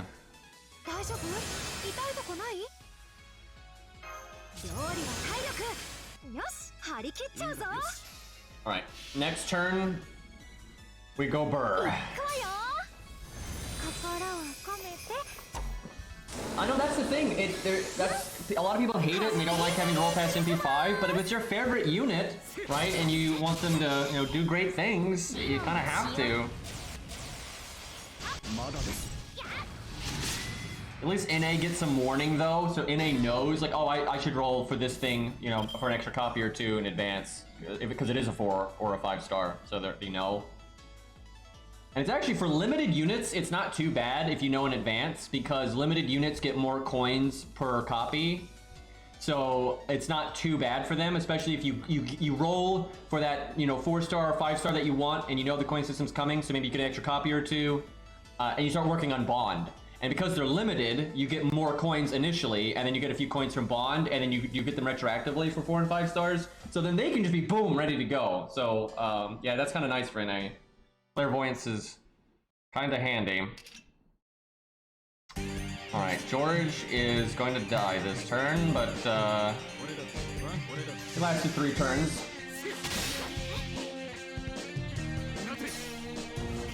Limited 4 stars only need NP5 to count. The sad thing is, the unlimited ones need even more. So it's atrocious.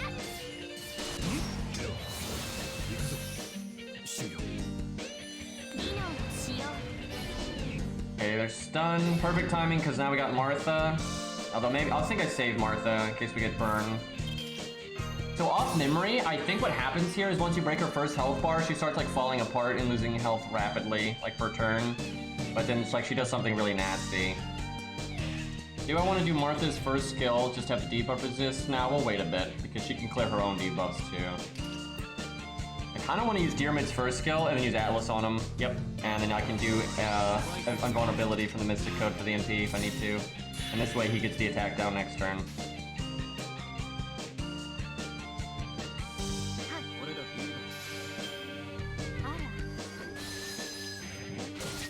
Yeah, Taiga's a tough one. Canis counts as permanent because she's just story locked. So she has a hard time with coins. So if you like Canis, then you're gonna want to get on that bond and whatnot. Yeah, like I had bond 10 Canis and I had her at NP5 and I can't get all of her stuff. Thankfully, I'm not planning on taking her to 120, so I don't really have to worry about it. But if I was planning on taking her to 120, it would be awful. Okay, I'm not gonna do Protoku's evade yet, because I'm gonna do the attack down.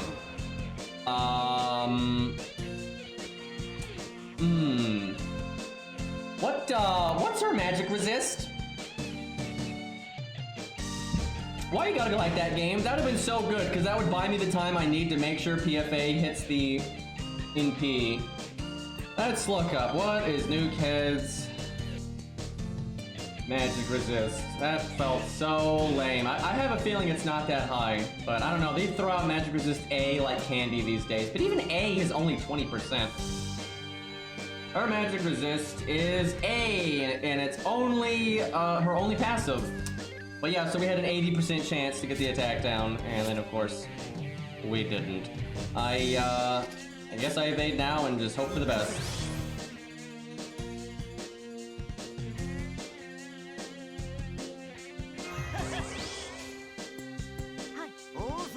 We'll do no, you know what? I'm gonna Star Absorb.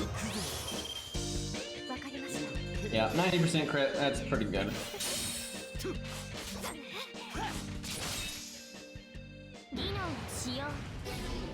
Woo! Big NP drain there. I don't care for that. Oh shit. Oh hey, that got her down to 1 at least.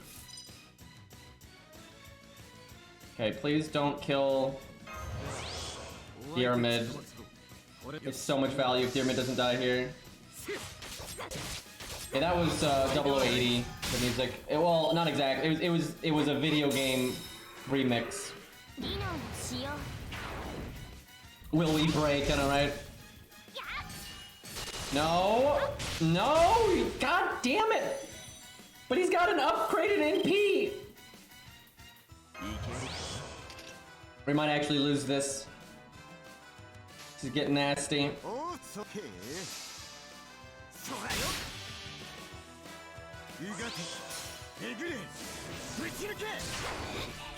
133. By the way, regular Q would be way better here because again, gives her the debuffs, the extra guts. He would have broken right there. He'd removed the burn. Dude, regular Q is just so much better than Proto Q, and it's like that's with Proto Q's buff. And then before Proto Q got buffed, people were trying to argue that Proto Q is still like as good as Q or better than Q. It's just, it's not even close, man. I wish it was, because I like Proto Q a lot, but my god.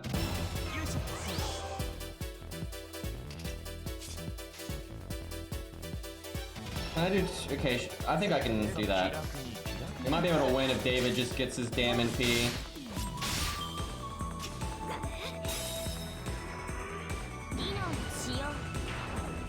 Triple defense down. Defense down caps at 100% though, so.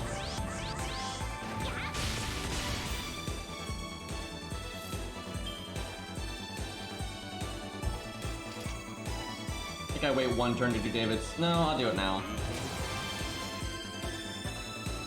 We're gonna take so much damage per hit that I don't think it'll do me any good once Protoku's dead anyway.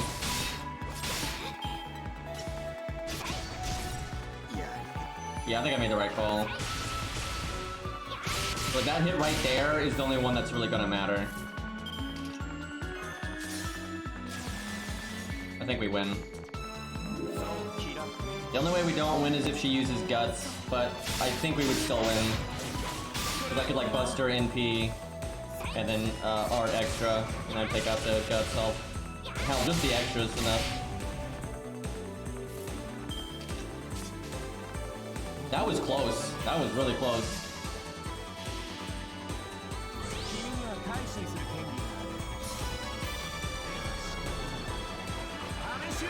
No, defense not capped 100 unless they changed it. Oh, fuck. Oh, thank goodness.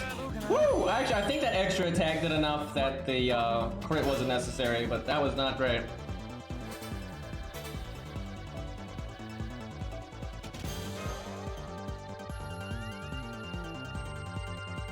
I haven't gotten a single Ricky since his raid up.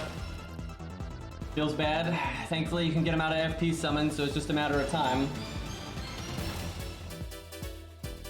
But yeah, it can take a minute, as I sit on NP1 Ushi on this account.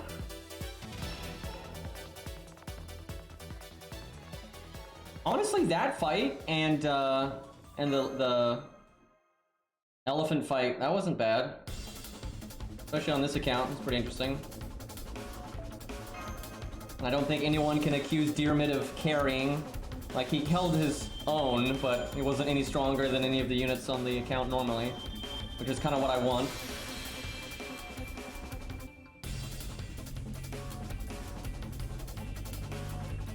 Okay, I think we lose the quick down now. We still have art down, buster down, and so on, but makes quick units a little bit better. Okay, I think I'm gonna wrap up here because I do want to be able to play a little bit of Dark Souls, and it's getting a little late, so I think that's a decent time to stop. I think we can do this though. We're on chapter 11 out of like 20, 21. So as long as 6.5 doesn't eat up all of our time ever, I think we can get this done pretty soon. And we'll get a chunk of SQ. And then I've got a bunch of interludes I can beat that are only like one arrow away, and I can get some SQ from that. And I think we'll hit a breakpoint where you get 10 SQ. Like when you do, every so many interludes. Yeah, I guess there's only one off, I think. Yeah, and so is Smatahari's. And we'll probably have like maybe 630 SQ or something. Maybe even more than that for going for Asclepius. I think our odds are pretty good. I'm so excited for that. Alright boys, for those that are just here for FGO, I think we're done for today. We're gonna do some Dark Souls 3. And I swear at some point I am gonna mix up the bonus game, but I've been having a lot of fun with Dark Souls 3 and getting that character ready, so I've been streaming it a lot. But give me a moment here to switch over. But yeah, thank you for hanging out, everybody that's just here for FGO. We'll be streaming 6.5 tomorrow, because unless I'm mistaken, I'm pretty sure it's tomorrow. I don't think I'm wrong.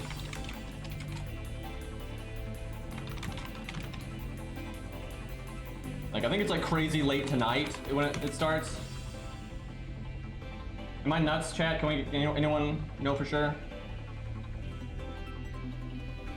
If 6.5 is not tomorrow, or it's not until really late tomorrow night, then we can just focus completely on Lostbelt 4, and we'll probably get it done then.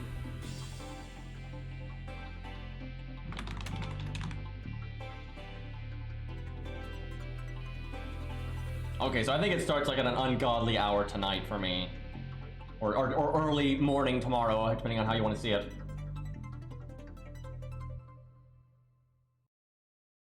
Okay, I think I'm ready to switch over here. Let me just reset the stream so the VODs are separated, and I will be right back.